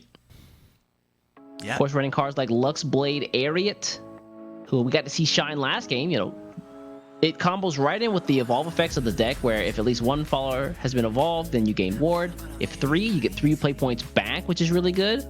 If 5 have evolved, you get 5 defense back to your leader, which we saw with all 3 of them. And then if 7 have evolved, then you draw cards until you have 7 cards in hand. This card literally does everything. It does everything, and it fits with the deck because you are evolving a lot with this deck. So yeah, there you go. And additionally, another card that also slots in with the evolve effects is Resolve with the Fall, a neutral card. However, slots in really well to Sword here. Because of the more you evolve, the more effects this card gets. And when you evolve 3, it becomes a 1 play point removal. If you evolve 5, it becomes a 1 play point removal that draws 2 cards. So pretty good. I think I like that. Yeah, I think like drawing cards and destroying things. 1 play point, destroy a thing, draw 2 cards seems pretty good. And we already know how good Evo Sword is from the other games in this tournament so far, so no surprise there.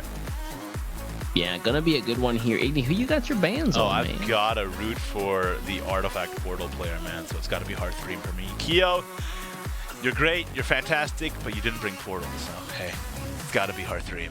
But you didn't bring Portal? He brought a pretty tough Shadow deck to pilot. I mean, you give him some credit. Shadow... I don't think that's Portal, though, so... yeah. Let me just check the spelling here. S-H-A-D-O... No, not a Portal. Yeah, okay, got it. Oh, this is Sesame Street? What's going on over here? Let's take we can a count look the at damage, too, man. Oh, we have the bans in, I think? Let's take a look. Yep, so just to recap, Hard 3 bringing Evo Sword Artifact Portal with Burn Blood banned, Keo bringing Spell Boost Rune, Suffering Shadow, and Evo Sword banned. Not too surprising. I'm happy, though. We get to see Artifact Portal. I wonder if he favors the Portal versus Rune matchup. Interesting. Well, Portal can put a lot of pressure on board early, and they do have a lot of Storm. But yeah, when you have Portal versus the Shadow deck that Keo's running, basically whoever gets to turn 9 first is kind of, favored to win that matchup. So you're really just hoping to go first. I feel like lately being first is very favored for a lot of different decks. So at least that's how I feel when I play on ladder. I'm like, I want to go first right now. I don't want to go second at the moment. And then you go second 7 times in a row. Yeah, that happened. Yeah, it happens, man. What can you do? Let's take a look. The game is happening literally right now. Let's see our players' faces as they face off. Again, remember, guys, winner of this entire tournament goes to the Contenders Cup straight through. Also, the points do matter. Keo is on the leaderboard, I'm pretty sure. Let's see what happens. Damn, Keo is like Keo in that the shadows. Sunset dusk. I like it. Hands on his glasses. It's like an anime villain. Get in the robot, Shinji. Let's go. He doesn't quite have the pose, but yeah, he's getting there. All right, full mulligan for Hard 3. Oh, and he gets the Kagemitsu. Not bad. That's a good hand from Keo too, though. No Rune, though. He'll try. Don't worry about it. Early Kage? Nah, they definitely have enough. They definitely have cleared Rune to take care of this thing. Yeah, that's a welcome right there. Kuon in Oh, there hand. he- Let's go. Look, dude, you are a demon. You need to be stopped. Sorcery and Solidarity draws Rune every time. Oh, but he's not going to go for it. He's going to go for the Shikigami summons just to be able to contest with swords and boards. Got a spell boost, man. Another Kagemitsu, excuse me. Man, how can Kyo see through the source code that Hearthream's only 2-drop is Honorable Thief? And then he can trade it with the paper Shikigami. That's crazy. I'm sure he's played enough games. I'm sure he knows. He can see through the source code, man. Oh, wow. Oh, that's really good. Let's go ahead and Sorcery Yeah. Solidarity here first. And then augmentation, yeah. Yeah, that sounds good.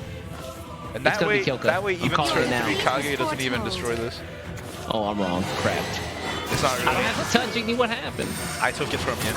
Only I have the prediction powers now. You're stuck in a box. Good. Now that you can just take all the blame. Kagemitsu comes out and trades in, but doesn't full Yeah, flip. easy evolves here. Yeah, it's fine.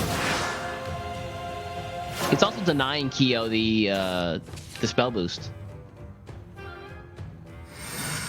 Base. Wait, Chaos Wielder. I think you just offering tomorrow. You might just want a 4 play point Chaos Wielder here. And then authoring tomorrow Really? next turn for the draw. Yeah, turn 5 they get the draw. Yeah, Oh, never mind. He's going for it. and no Chaos Wielder. That makes sense to me because now next turn he can Chaos Wielder Evolve. And then Chaos Wielder Evolve again.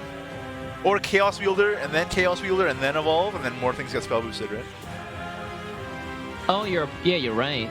Or, you know, any permutation of those aforementioned events also Ooh, works. good word, permutation. Thank you. It's the word of the day. Aliasa, exterminative weapons gonna be really expensive here. Yep.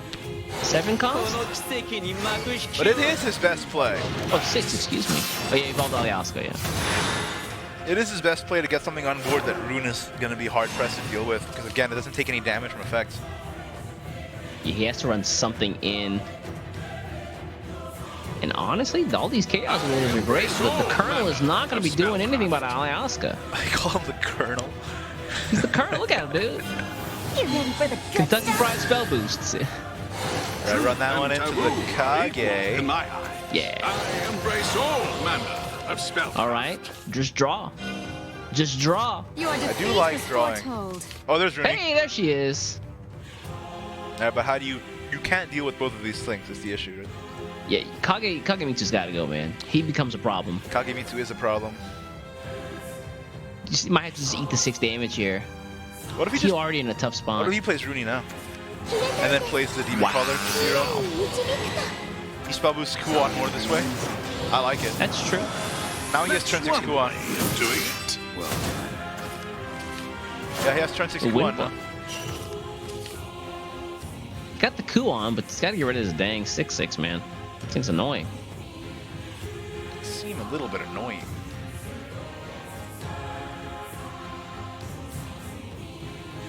He does have a 6 cost Exterminus. You could, but don't you want to stay the Exterminus for Kuon? Well, I mean, he can't play it now, but like next turn for the Kuon, he can play it. Amelia here Yeah. to Gelt, I guess. Oh, yeah, Gelt's a good draw there. Good pickup. You forfeit your life. Gelt's gonna come out, probably gonna clear that second I will support the Vanguard. Carry on. Chaos lay a Wielder. finger on Amelia. You won't lay a finger on Amelia, by the way. Just so you know. I will try not Press to. on. 6/6. So he's gonna trade that just for the draw. One fell blow. He's gonna mill a card next turn. This bears further study. Ah, that's fine. What could possibly go wrong? Don't say that. Don't. Guys, direct your hate at ignitius@cygames.shadowverse.com Yeah, that's the address. What or could, Ignitius on Twitter. @Ignitius on Twitter. what could possibly go And wrong, taboo dude? are equal in my eyes. Wind blast. Yep. Miz got to go. Take Bye. your shells back. Boom. If I fall. I guess you can fiery embrace this. 諦めないで. Or you can just trade these in and then Kuon. That works too. I like that better. Bears further Oh, I like this. Here we go. Okay. And then you trade in the paper. Yep. And then everything else goes to the dome. Yes, sir. He's not Pretty spell fine. boosting any Runes anymore, though, sadly. But he does have a second Kuon in hand. And as we've seen before, oh, and a third one, actually. Never Well, okay, you know, I think that's enough. Who cares? Igni, why did you say that? Dude, who cares? It's Fearin. Who cares? It's Fearin. I was right. I said it was not going to matter. It's the world, whatever. Yeah, that would have hurt. If it was the world, it would have hurt. But it was Fearin, so it's fine. I don't know about you, man, but I as a sword player, I like having Fearin on the board. Yeah, but not you don't evaporate into thin air. You don't like having Fearin in your hand, though. Fair point. Let's go with... It could have just not been Fearin, though. That's true. Could have just not... Just make it not Fearin, East. Good point, East. He's done it again. So now the question is, what do we do here? What, Alyaska, Honorable Thief is okay, I guess? You could also Amelia? Oh, he just makes it to Rally 7 here. Oh, does he? Yeah. Well, I mean, he takes out the most stuff this way, but he's still taking a lot of damage to the dome with the... he can't take out the Kuon himself. Yeah. That's pretty good, East. Let's do it again. It's Japanese, man. All right, Kuon. Trade in these guys, and then Kuon again. Yeah, I like it. Or yeah, you have to trade in the Chaos Word release. Oh, wait, hold on. Draw first, I like it. Play that. Then Ooh, run, I like it. that all face, and you win the game. Not bad. That's one way. You have to trade these first, and then you Yeah. Kuon. This bears further study. Yeah, make some room. Kuon again. This is not... Get the buff Yeah, going. there you go. That's lethal right there, boys. Wow, Kyo finds the lion. I'm very impressed. Well... I'm very impressed. It's Kyo. If anything... Yeah, I should expect that, right? If anything, this is expected. I'm just kidding. That was good. It's just joking. Kyo does it again. Of course he wins. Yeah, Kyo is amazing at this game, and he finds the line with a turn 7 lethal from double Kuon. There it is, boys. That's the Mana Surge difference. The Mana Surge difference. And now we Sounds like get we're to gonna- see his suffering shadow in action. I'm excited for this. Yeah, this is gonna be a good one. If folks haven't seen like this particular variety of Shadow get played, it's really interesting because when I first looked at the cards, I'm like, how does this win? OTK, man. Milteo TK. It's like what do people call it on Twitter? All Stars Shadow. It's got all the Shadow win conditions, but it just chooses one. I think normal people say Milteo OTK, but you can, All-Star Shadow, You can call baby. it All-Star Shadow if you want, I guess. I mean, it's literally just all the good cards in Shadow. That's true. So if you guys aren't aware, you play 10 cards with last words. They get all destroyed. You Toth, you get the leader condition. You play a bunch of cards onto your board using Lara and Gremory to great effect to fill your board up. Then you Milteo for Enhance 9, destroy your own board, deal the damage to the enemy leader, and you win the game. Gelt or Courtly Dance? Gelt. Gelt or Courtly Dance? Gelt. Yeah, you do need an Amelia, don't you? Gelt. You Gelt here. And next turn you could Fierin. Hey, how do you feel about drawing 2 Fearins? I feel pretty bad about that. I mean, I'd rather have them mulligan. Get ready for war! Or milled, excuse me. I was thinking if you do play the Courtly Dance there, you can at least buff the board with the Fearin, but... The record shall gain meaning with your death. Okay, this is gonna give... Let's draw some cards. Oh, I like it, okay, yeah. Kagemitsu... what are these draws, man? Yeah, these are kind of weird. They're kind of weird, champ, as you would say, East. You specifically would say that. Alright, Fearin comes out, buffs the board. I have no words. Alright, okay. Kagemitsu, been at the gym a little bit. Has become a buff boy. He's become a 1-1. Ooh, He's on par with the strength of a Shinobu. fairy. Yeah, the Shinobu is kind of a crazy tech here.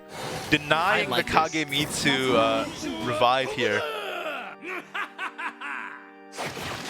Bing, bang, boom. Oh, that's right. Skullfather also has the last words. Wow. That's pretty good synergy. Unfortunately, he doesn't get full value off it, though. Skullfather could potentially buff up to 2 followers, but just the 1 here. Yeah. The silver of my sword shines above the battlefield. Alright, here comes the Amelia. Ooh.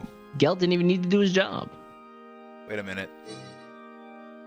Wait, Amelia? Honorable Thief? I This think- isn't 7, though. I think Amelia is going to die this turn. Gelt has failed as a father. I will support Ooh. Ooh, that was a hard statement, man. He says he won't lay a failed as a finger on father, Amelia. And then she just dies. And he's like, ah, that's fine. I was like, well, you know, I got 2 more daughters. It's fine. Oh my god. This is taking a dark turn. Let's talk about something else. Look, man, Gels is playing the numbers game. He's like, all right, I got 3 of them. All right. East, we gotta cut both our mics now. If one falls off a cliff, I got 2 more left. We got. Goodness gracious. The kingdom will continue. Well, let's talk about Shadowverse. So maybe he's gonna play the Jack Shovel here and evolve it into the Gelt potentially, or could even take out the Steadfast this way. Yeah. So much more to excavate. Dig 'em up. Yeah, this is good because he still has all these targets to just run the droids into the Steadfast Samurai. Mm-hmm. But the Steadfast Samurai can't die though, so. Yeah, it's fine. You want to clear your board though. You want to get these guys off the board so you can make room for things like Sarcophagus Wraith or another, Gensetsu. You don't like the assembly droids? No, man. Get this guy's out of here. Get this guy's out of here, man. Machina has rotated. What are these guys still doing here? Come on, man. Machina is out of here, man. That's true. Those days are over. Those days are over. Stop living in the past, Kyo. We are now BBS, Big Board Shadowverse. My results. Yeah, Steadfast. He just needs a free evolve, right? He could evolve this one too if he wanted to. Yeah, there we go. Are we just going face? I think this is face. He knows the droids have to go in. Yo, hard 3. Smork, let's go. Yo. Let's see. Alyaska's 4 more damage. If he can find 3 more, maybe one of these things sticks, he can mirror his image next turn, and then. I mean, what does Kyo even do here? This is rough. Honestly, I don't know. He draws first, though. That's good. Shooting Doji's okay. Hold on. Shooting Doji's good, but what does he do with the last 2 points? Save him for the next game. I hope he doesn't. Cry.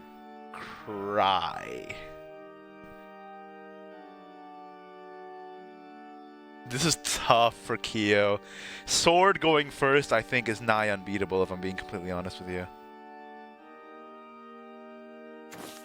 I don't know if Kyo makes this out alive, man. Oh no, hard 3. Clamor and cacophony. Alright, here comes Laura, though. Okay, it gets the Gensetsu back, which he... So I guess this is good, yeah. He can save himself. This is like the high roll for the deck where they get Laura, they play Gensetsu.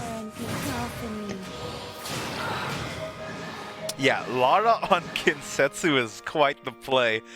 Putting the wards in between Kyo and Death here, but... Really? Cruelty makes you human. Evolving, but not running in for the drain. Interesting. Well, no, I guess it would have done. It would have healed 0, right? Because it would have dealt 0 damage to the Steadfast, so it was worthless anyway. All right, does Amelia have the clear? No, but it's pretty good. I don't think so. The Foxes are gonna stick and gonna keep Kyo alive. I wonder how many last words he's at this point. Getting there. Yeah, he's not quite at 10 yet, I don't think. Okay. Deny the drains here, yeah. Push 3 damage, and then Exterminate his weapon is game. Uh-oh. Kyo needs to... Okay, here's what he does. Yes. Nightmare Devour. And just heal.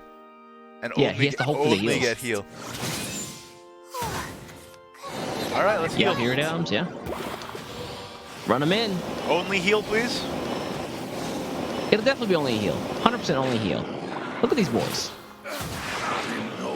All right. Good start. Nope. Okay, no. No. East, what have you done? I can't believe you've done this. I can't believe you've done this. I didn't do it to him, man. I love Shadow. You know that. I can't believe you did this to this guy. You know. What did he do to you? That's crazy. Look, man, he already qualified, man.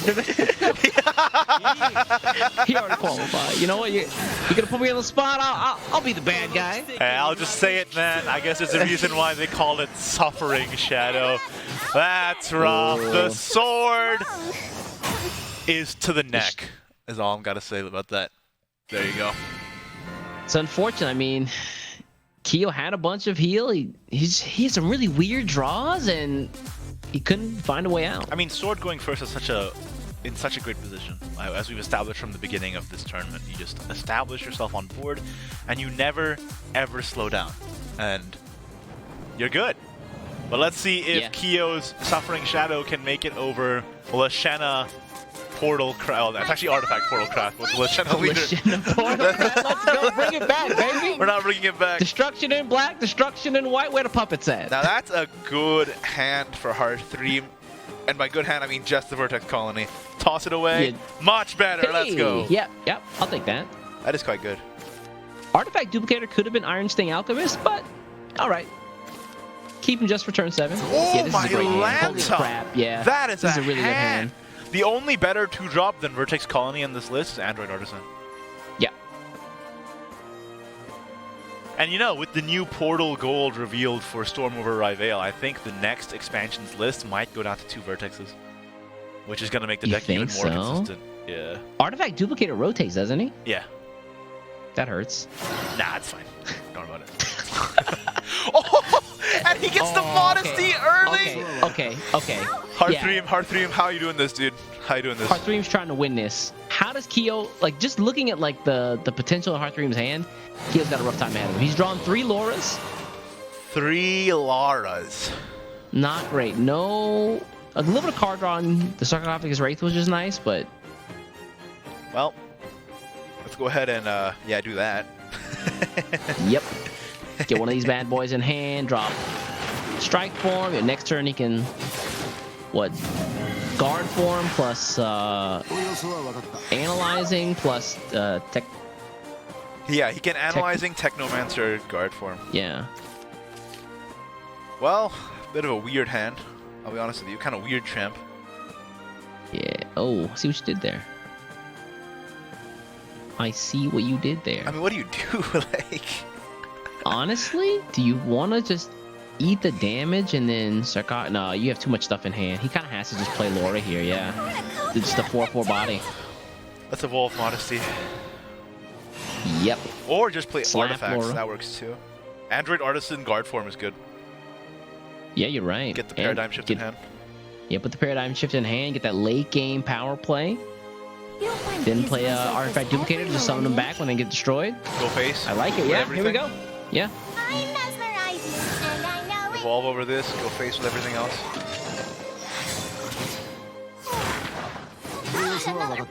I mean, what do you do as Keo now, man? This is tough. Bone Crane, not a very impactful draw. It has to be the All right, the foxes come out from Kinsetsu's. Got to heal up a little bit. All right, Yeah, at just least clear he this board, he but can you can. almost full clear. Leaves up a 2/2. That's fine, I guess. And then take out, just chill on the 1/2 or the 1/3.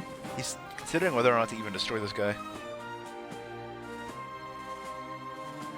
I think you do. Yeah, they're just gonna run it in next turn anyway. Yeah, exactly. Oh, another one. Well, okay, just do that guy again. Modesty's good here. Ooh. Oh Plus no, the analyze. The analyzing. Uh-oh. That's a full clear. How can you do this to him, man? Whoa! He already qualified, man. Look, he's already got the dub. Does he need another one? Yes. Oh, okay. Well, for the bragging rights, man. Oh, trading that off. Interesting. Really? How much is he doing in? I guess it doesn't matter. He couldn't. But you still want a body rather, don't you? Alive. Yeah. Savoring Slash here.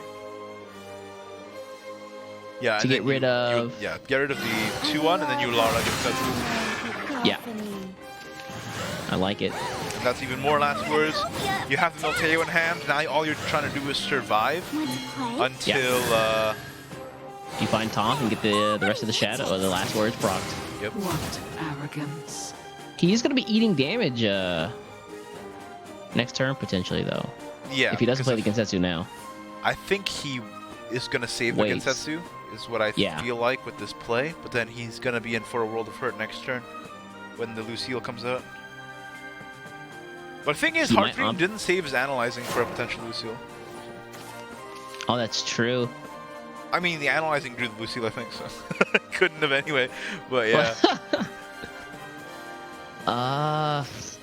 Turn 6, you're... Honestly, do you want to play a Paradigm Shift here?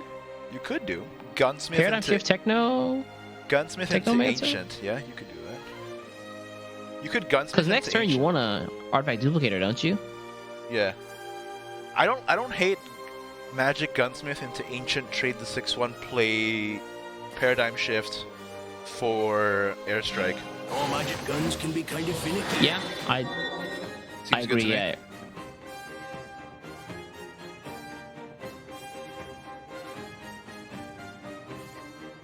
Interesting. Hovering over that engineer there. Yeah. I don't know. I kind of like. I don't know if I agree with that one, yeah. I kind of like summoning the Paradigm Shift now, so that you can, like you said, duplicate her next turn.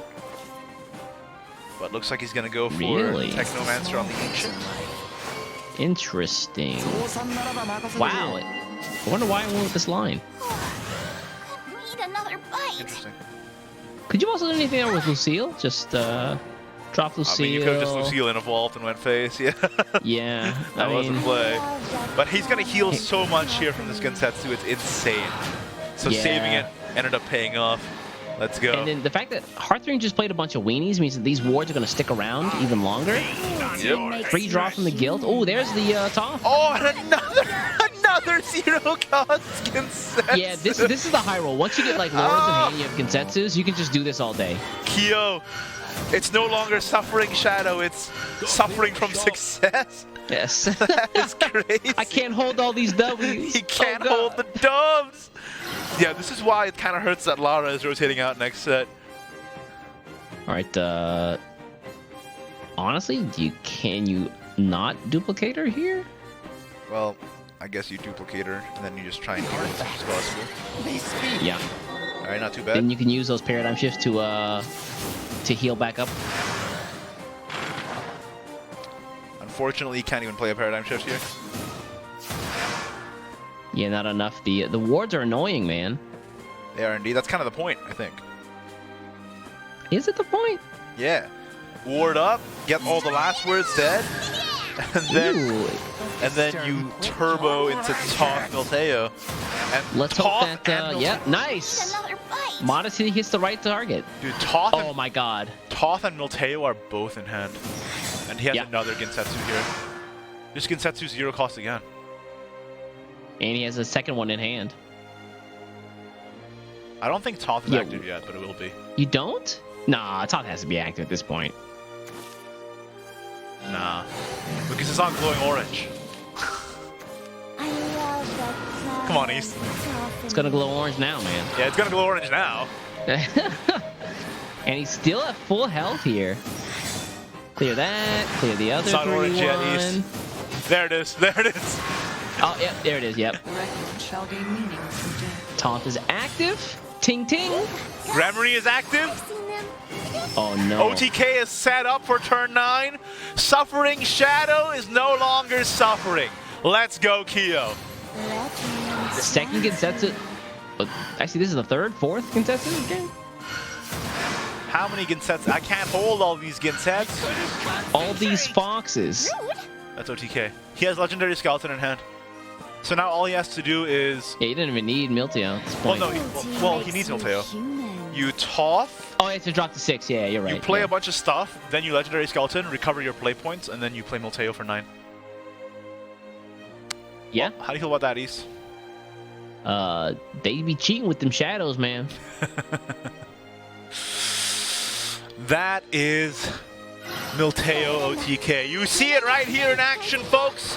You sitting there at home thinking, how do I play this deck? This is how, all right? First, you This have to is the expand answer. your medulla oblongata, and then play the deck like this.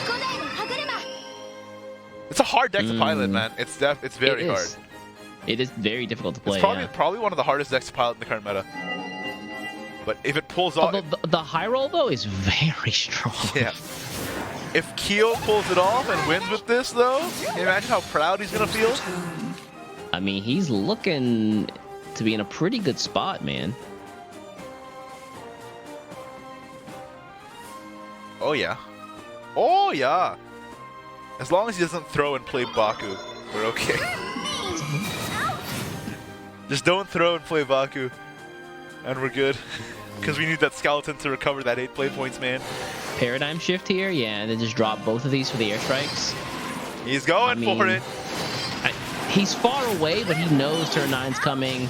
Yeah, that seals the deal here. Not enough damage, even with the modesty. Grimry comes out, gets the effect. Okay, that's one. The world drops. Now here's the problem. Milteo only destroys 6 followers, right? So Hearthream did the right thing of putting as much on board as possible. So does it hit? Hit or miss, East? I guess they never miss, huh? Can he do it? Better a glorious death than an ignominious life. Well, right, Skeleton can trade, and Milteo can trade. This should be lethal, right? There's no way. Look at this full board here. He has to trade. Yeah. 1 trade, 2 trades. Is that it? That's it. There we go. There we go. 1, 2, 3. What a weird interaction. You call yourself That was enough. Because Milteo only needs to destroy 3 of your own guys. Because. Yep. Wow. Keo, look at the look of relief on Keo's face at the end there. You gotta love it. He's practiced so hard with this deck.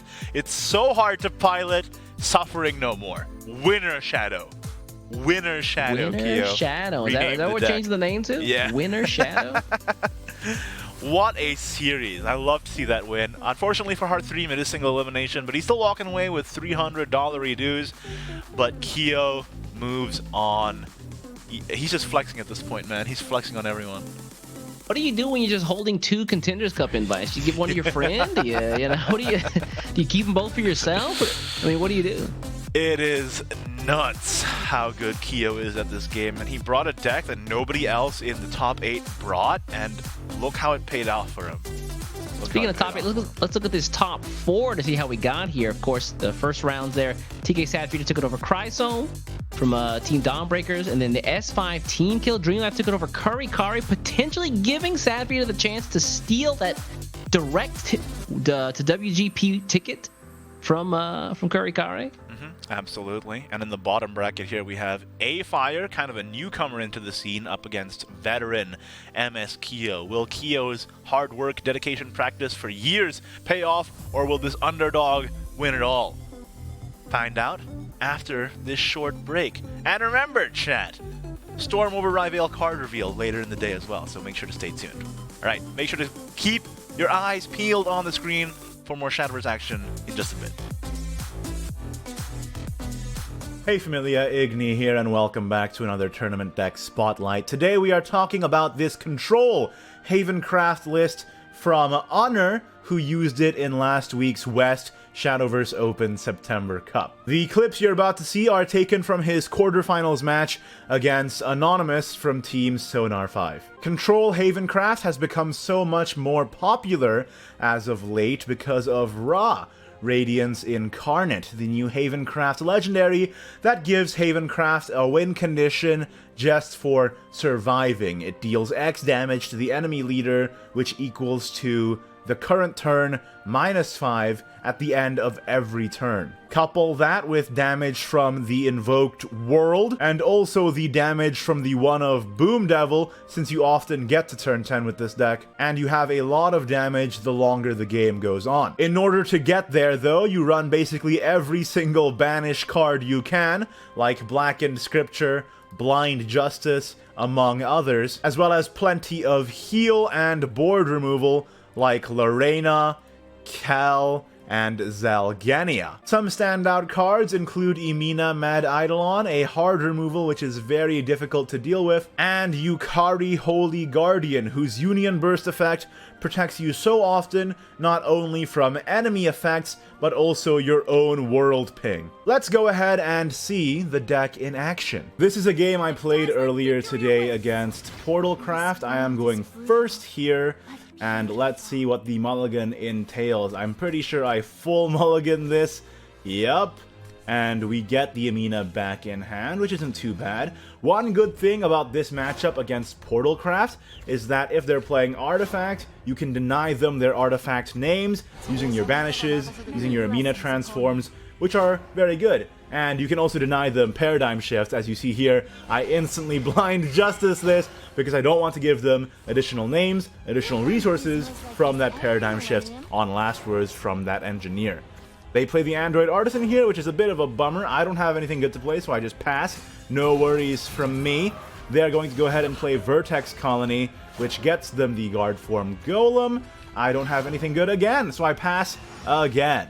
And they play Rebel Against Fate here. Now, in my mind, I'm thinking I want to deny them names as much as possible, so I am going to go ahead and Emina the 3-1. And then I will give them one name here by evolving the Emina into the 2-3, just so that I can handle the board a little bit and not take too much damage to face. Now, I also don't really mind taking so much damage to face in the early game here because of what I have in hand here. The double Zalgania is going to really help me out in terms of, well, recovering my defense and dealing with their board no problem. Okay? And that's exactly what I do. I give them a second name here, so I'm keeping track of this stuff. That goes away, and again, Emina being very annoying to deal with, that clash effect, letting me take out that 2-2 with no problem. Unfortunately, the totem is going to hot potato onto my side here, and they will barrier me here, and take out the Emina finally.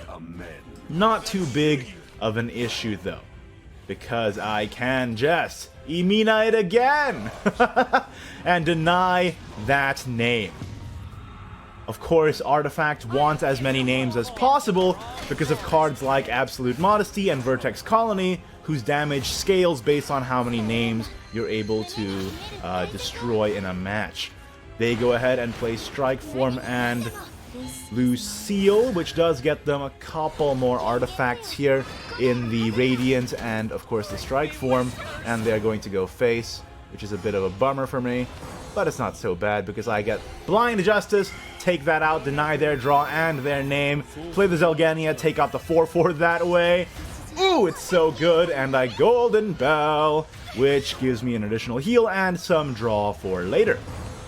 Totem hot potatoes back onto my side again. It is kind of the downside of Emina, but still pretty good nevertheless. And I go ahead and play the Ra! And with double Blackened Scripture, I can deny more names. Taking these out and just letting it sit. No need to evolve into a 2-3 here. Tisiphone comes out from their Rebel Against Fate. Probably the best pull from Rebel Against Fate. But still not that big of a deal, because this goes ahead. The Totem pops again, hot potatoing back onto their side. And my Zalgania invokes because it's turn 10. With the two Lorenas, I'm now able to double Lorena and double Holy Water, letting it evolve for free, and the Tisiphone is toast. I'm a little bit worried about Vertex Colony at this point, so I don't end up running in with the Zalgania, and that way I don't activate its strike effect of dealing 4 damage to everything at the end of the turn, including my face. So, being a bit wary of my defense here, they end up having Zalgania, which was kind of unexpected for me, and at this point I'm really worried about Awakened Ragna Vaisha OTK, but thankfully they didn't have it, and that means we are pretty much secure at this rate, because as we all know, for the Vaisha OTK to work, you need to Vaisha first before running in with your Zalgania. And of course, the Boom Devil finishes off the game, and that's a wrap. There you go. That is Uner's Control Haven. Give it a try. Boom Devil is your friend. I'll see y'all next time. Bye-bye.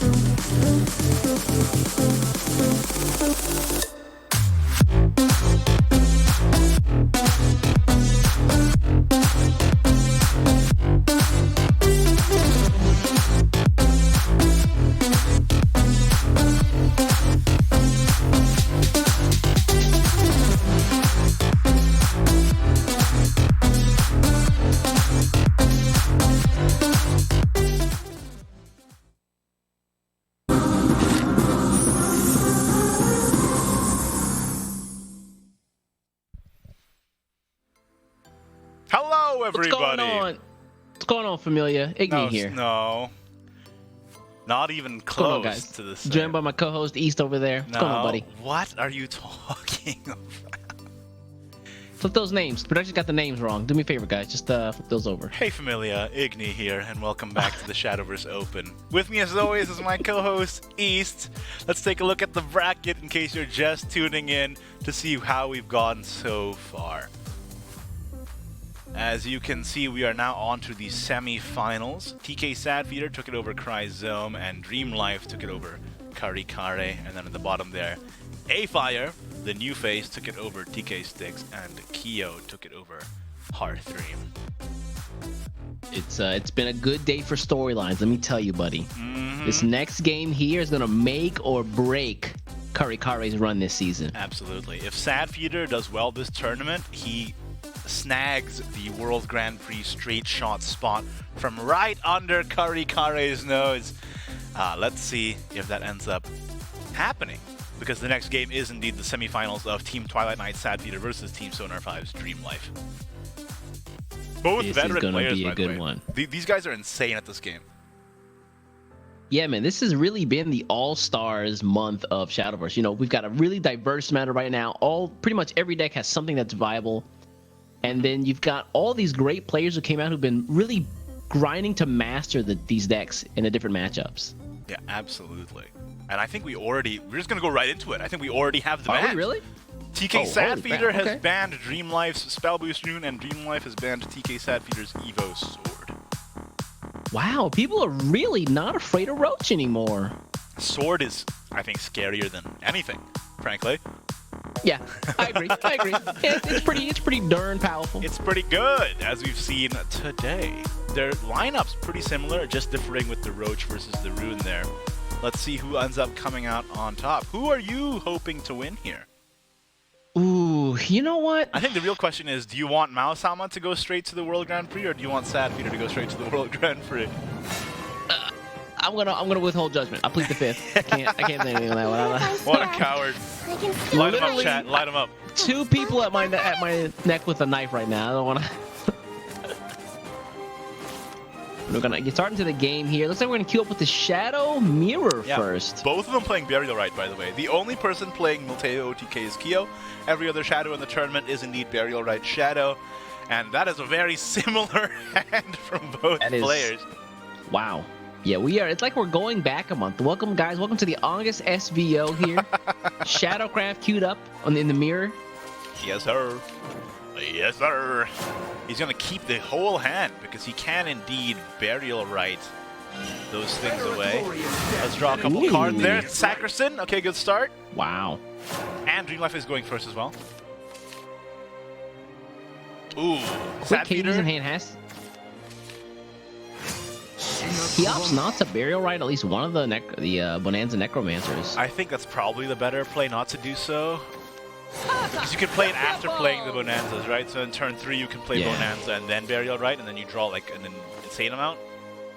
That's true, yeah. Give yourself more chances to draw a card with one attack or defense. I think it's kind of crazy.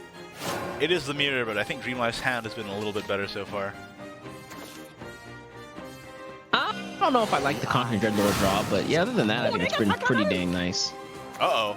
But that could quickly change here. That's a lot of draw. That is a lot of draw. If only he had a closer action on the board. Yeah, right. Even the I get the Milteo. Milteo for 5. Yeah. But no Sackerson still. This is kind of awkward, huh? Actually, now Dreamlife's hand is looking kind of weird. Yeah. That Conquering this Dreadlord is really clogging up the hand. I told you, man. You He, did. he could drop it with the Spirit Curator, but then his closer Sacristan pops. He doesn't get the chance to evolve it or run it in with anything. It's just going to be a big fat war target. Yeah, and because you can't evolve it, then it's just going to get evolved over. Yeah. On Sadfeeder's evolve turn. Well, there you go. He kind of just has to. Skeleton comes out, I guess. Ignidious It Life. is a Bane. Ignominious. Did you know what it means yet? I think we told you already. Ignidious Life. Alright, out comes the Spirit Curator. Coward. Ah, there's a Sacristan. A little bit too late, though, unfortunately. Yeah, also a play point short. Do you see how much work that Bonanza did? That's insane. And he drew the second Dreadlord. No! Ooh. I can't believe you've done this, East. Dreamlight. Look, I'll be that bad guy. I need. Let me see Sapphire steal somebody's ticket. Iota Forge! Iota Forge. Right. That Yep, one there's goes. the evolve. Yep. Next turn he has Fatal Order. Pretty good. Yeah. And one Dreadlord's already in the grave, so. Milteo out. Yeah. It's gonna summon double Sarcophagus Wraith. I can feel it. Don't say that. Don't say that. Oh, pretty good. Ooh, that's really good, actually. Pretty good. Yeah. Really? Pause? Yeah, keep the Bane, I guess. Yes. I would have liked the effect there. I think the effect is better. Yeah, and also with the Bane up, now you can trade in your He Who Once Rocked and get the Dreadlord. Yeah, that's exactly what he's gonna do. Get in the pitties. God, that's a cool card. I like Yes, it. sir. They need to do more of that. Yeah, you trade the 4/4 and then everything else goes face. Let's go. Yep. Oh, wait, hold up. Oh, hold on. All right. Ignidious Life. Let's go. Shadows up. 5/5. Run it. Oh, Face. Sappy's gonna mill a card here. Dream Life bringing it on. And the next turn is Bonanza into another He Who Once Rocked, by the way. All right, Skeleton's actually a pretty good mill there. You're okay with that. Actually, you might probably want a Skeleton. I like how Looking you at his hand, changed he your doesn't tune on have that one. so fast. Yeah, 'cause I saw one on the board. I'm like, okay, yeah, he's got a Skeleton. I was like, wait a second, wrong guy. Wait a minute. Yeah, Dream Life has that Bonanza for 7 enhanced, by the way, which is fantastic. Oh, you're right. Get another Light He Who Once hand, but Rocked. been very impactful. Okay, this looks yikes. It's a bit dire for the Sad Feeder. You beckoned. You forced it, man. There's a reason why they forced call it him too the hard. Dream. That was almost bars. Alright, now you can trade the Bonanza in. Oh wait, no, hold up. There's too much stuff on the board now. Uh-oh. Uh-oh. Uh-oh. Boil of riches. Well, you could just trade the 3/3 and the 2/2 and then play Bonanza and then go face. Or you could just go face, whatever. You can just go face. Yeah, that's kind of cool. Just face. Or you could... Yeah, there's no problem with going and running the 2/2 and the 3/3 in because you're gonna get the same amount of damage anyway. That's true. That's true. That's true. However, I think it's better here to just actually have those guys run in or not. Never mind. Nah, let's Bonanza. Because it's more sources of damage, right? Well, the thing was with the Bonanza, right, is if it dies, it's summons the Dreadlord, which is more annoying. So let's go. Oh, good point. Yeah, you just get that effect out earlier. I kind of like just having the extra source of damage, right? You can push that damage face. Well, this is so much harder to clear, and Sad Feeder's already at 4 defense. You see? I don't know. This is tough, though. Do you just Fatal Order here? I mean, what else do you do? If you Fatal Order to take out the Honestly, He Who yeah. Once Rocked, it's just going to summon a Conquering Dreadlord. Yeah, this might be it here for Sad Feeder. I think it's it. You can evolve The this. board's and just too big. You can heal. There's too much going on this board, dude. I'm getting a headache. Yeah. 7's not enough here. You have to run this over the Conquering Dreadlord. You've got 2 5/5s there. You run it over the Dreadlord, just summons the Lich. So you have to run into the 5/5. It's over. Yeah. The wards aren't going to be enough here. Run that in. Run that in. Yep. There's the wow, guilt for the full cost. Goodness gracious, what a commanding start from Dreamlife. Hey, Team S5 doing big things today. That's it. Trying to crush dreams. But it's his life. His name actually should be Dream Crusher. Yeah. Team S5 Dream Crusher. Change it. He just ruined everybody's day. Team S5 Ooh. Dream Crusher. That's more intimidating in a way. And to be honest, I mean, this is the one line we didn't really think about, right? So it's like, okay, there's Kurikare and then Sadfeeder, but what if Dreamlife just wins? Yeah. I think that would mean that Malsama still goes to the World Grand Prix, right? Yeah, so he has to keep. He's only allowed to beat Malsama if he also beats Sadfeeder. Because if you beat Malsama, then you have to deny Sadfeeder, because otherwise Malsama's mad at you for letting, Sadfeeder get the points, right? That is true. Where my blade dances. So Malsama's hoping for Dreamlife to win right now, is what you're saying. He's not hoping, he's commanding Dreamlife to win right now. Yeah, but Sadfeeder has 2 roaches and a guard of the Machina tree in his opening hand. So. Wasn't this the exact same hand that Kurikare had when he lost? No, he won that. No, he lost it, yeah. He lost it. But what if Sadfeeder wins with that hand, East? Can you imagine the indignity? No. Dreamlife has only gone up against the same thing before and come out the victory. But Sadfeeder doesn't have a bricked hand. He has Aaron, which draws the cards. Think about that, East, for a second. Sit on that one for a little bit. Thinking about it. I'm thinking about Sit it. on it. I am sitting on it. I don't like it still. What do you mean? This is great. I don't like it. If I'm a Roach player and I get that opening hand going first, I'm doing. Oh, you're super ecstatic. You're doing like flip off the wall in my room, and I don't have that much room. You're doing burpees? Oh, you're going extra hard. Burpees ain't no joke, man. Listen, it's just that good. I think Sadfeeder has a good shot here. Yeah, I mean, he can tie it up 1-1, right? I steeled myself for what lies ahead. All right. Okay, early Steadfast Samurai. Let's Roach. I think that's a good idea. Roach and Airbound. Roach and Airbound Barrage. Yes, sir. Then you can push 2 damage face, although damage with this deck doesn't really matter unless you hit them at some very specific points, right? If you're the Roach player, you want to get them down to 13, because then that means you only need to use 2 Roaches rather than 3. So anything between like 14 and 20 doesn't really matter. Or get them down to like 6. Seems good too. It's also better, yeah, 13 the minimum. Yeah. Yeah.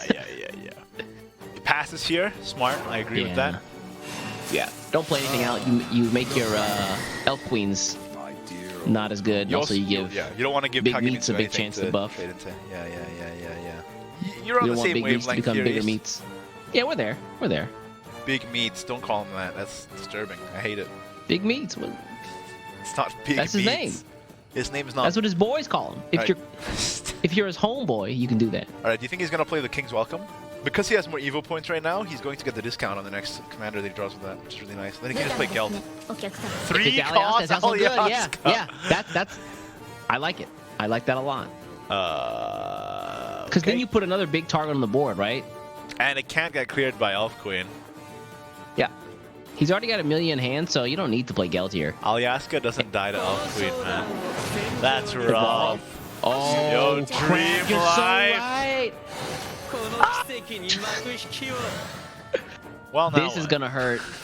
This is gonna be bad. Well, now what? Chipper Skipper?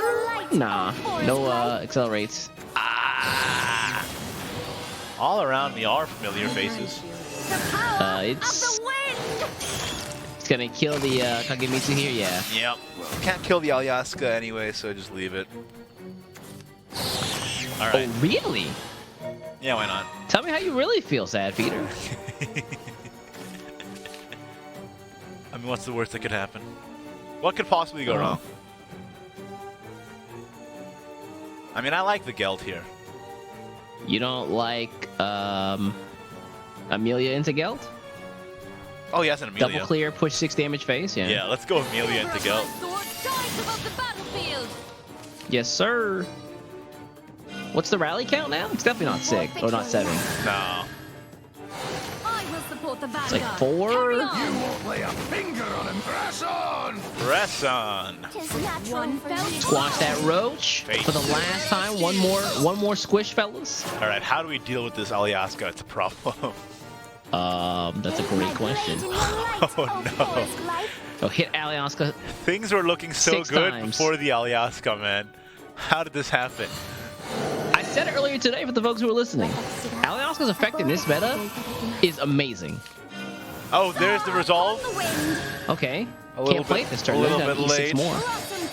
Oh my God! What? Alyaska cast cover right there and he just took all the damage for his homies. East, what have you done? I can't believe you did this to this guy. That's crazy. I'm just saying. Look, man, Dream Life. The Dream If he Crusher. beats Kurikare, he has to beat Sadfeeder. The Dream That's Crusher, just the way it goes. dude. That's the Dream Crusher. I can't believe this happened. Yo, the stroke of conviction to Oh, my Lanta. Just stroke. and then he could evolve? Nah, he's not gonna evolve here though. Just stroke. You could also opt to just like Steadfast Samurai or Nah, just stroke and evolve. yeah, I think it's the best time to play the Just stroke. evolve. Just evolve. Evolve it right now. Evolve it. You think so? Evolve it. Yeah, why not? Evolve? Why not? He already has so many free evolves in hand. He has Alyaska in hand. He has 2 other Alyaskas in hand. He has free evolves forever. Yeah, this is okay. Exterminator's evolve. weapon also just does the job. Yeah. Oh my God. I agree. Dream Life might. Too slow.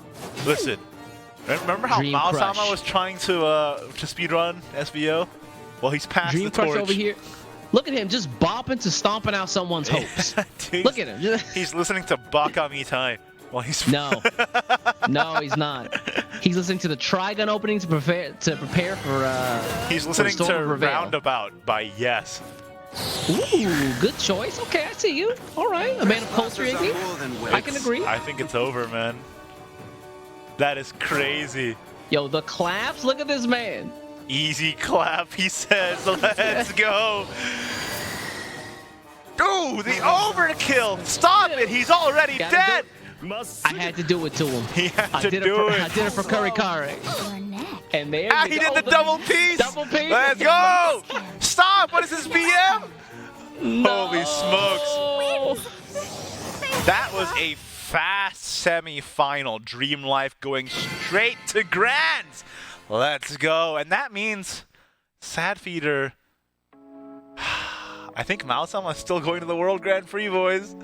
Mao-sama right now is like handshakes, Dream Life, handshakes, yeah, handshakes, okay, yeah, all right.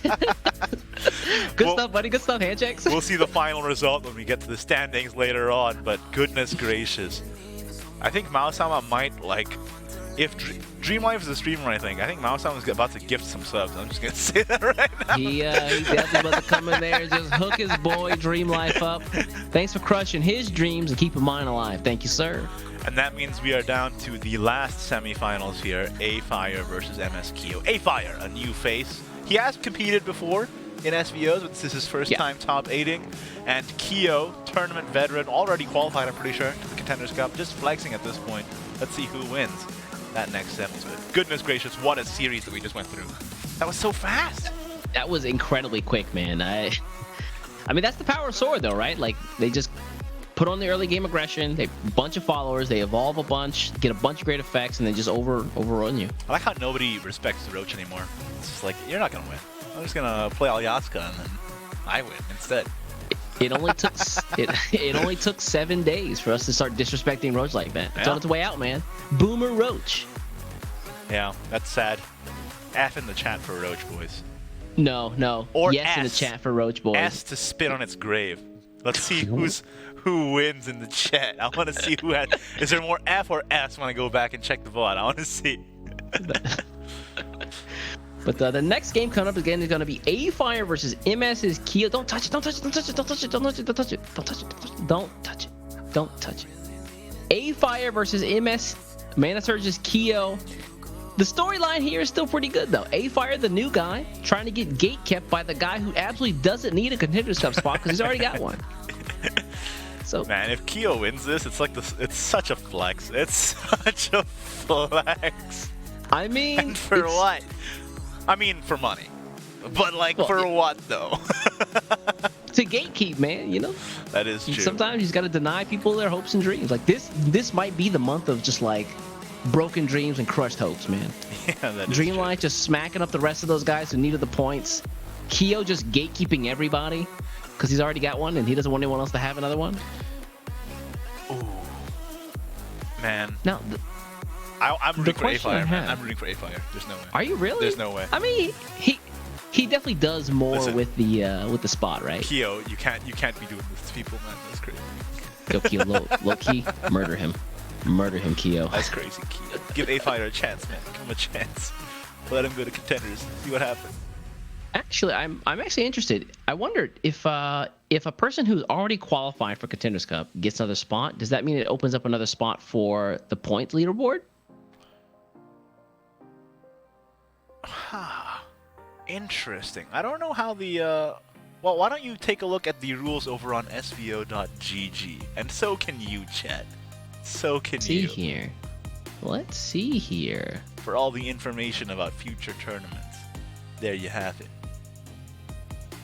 That's gonna be really interesting. Yeah, it's gonna be cool. Looks like we have both our players on cams here. I can see them. Well, East can't see them. Get them set up.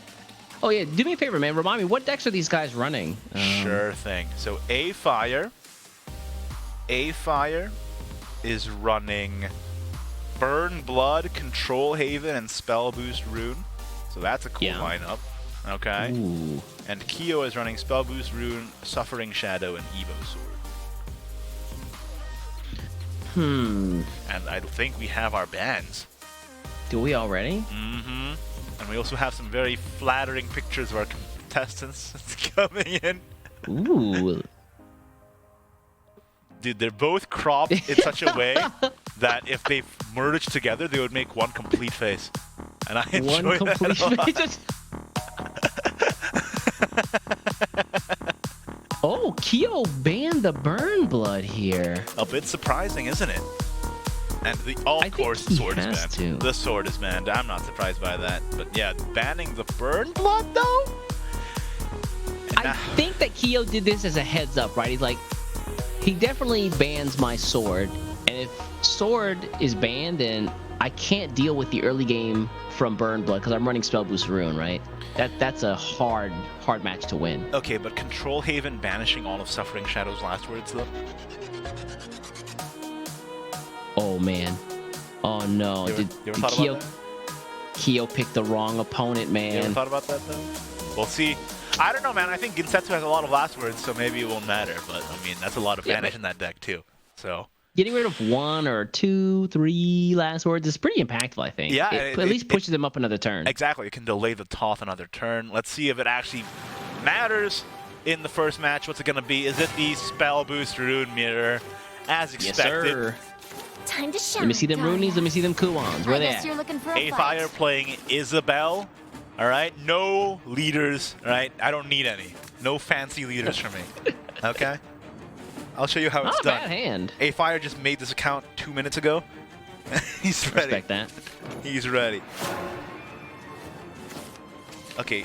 Keo has an amazing hand, and so does A-Fire actually. Hold up. Hold up. Wait a minute. Hold up. I think Keo's hand is slightly better.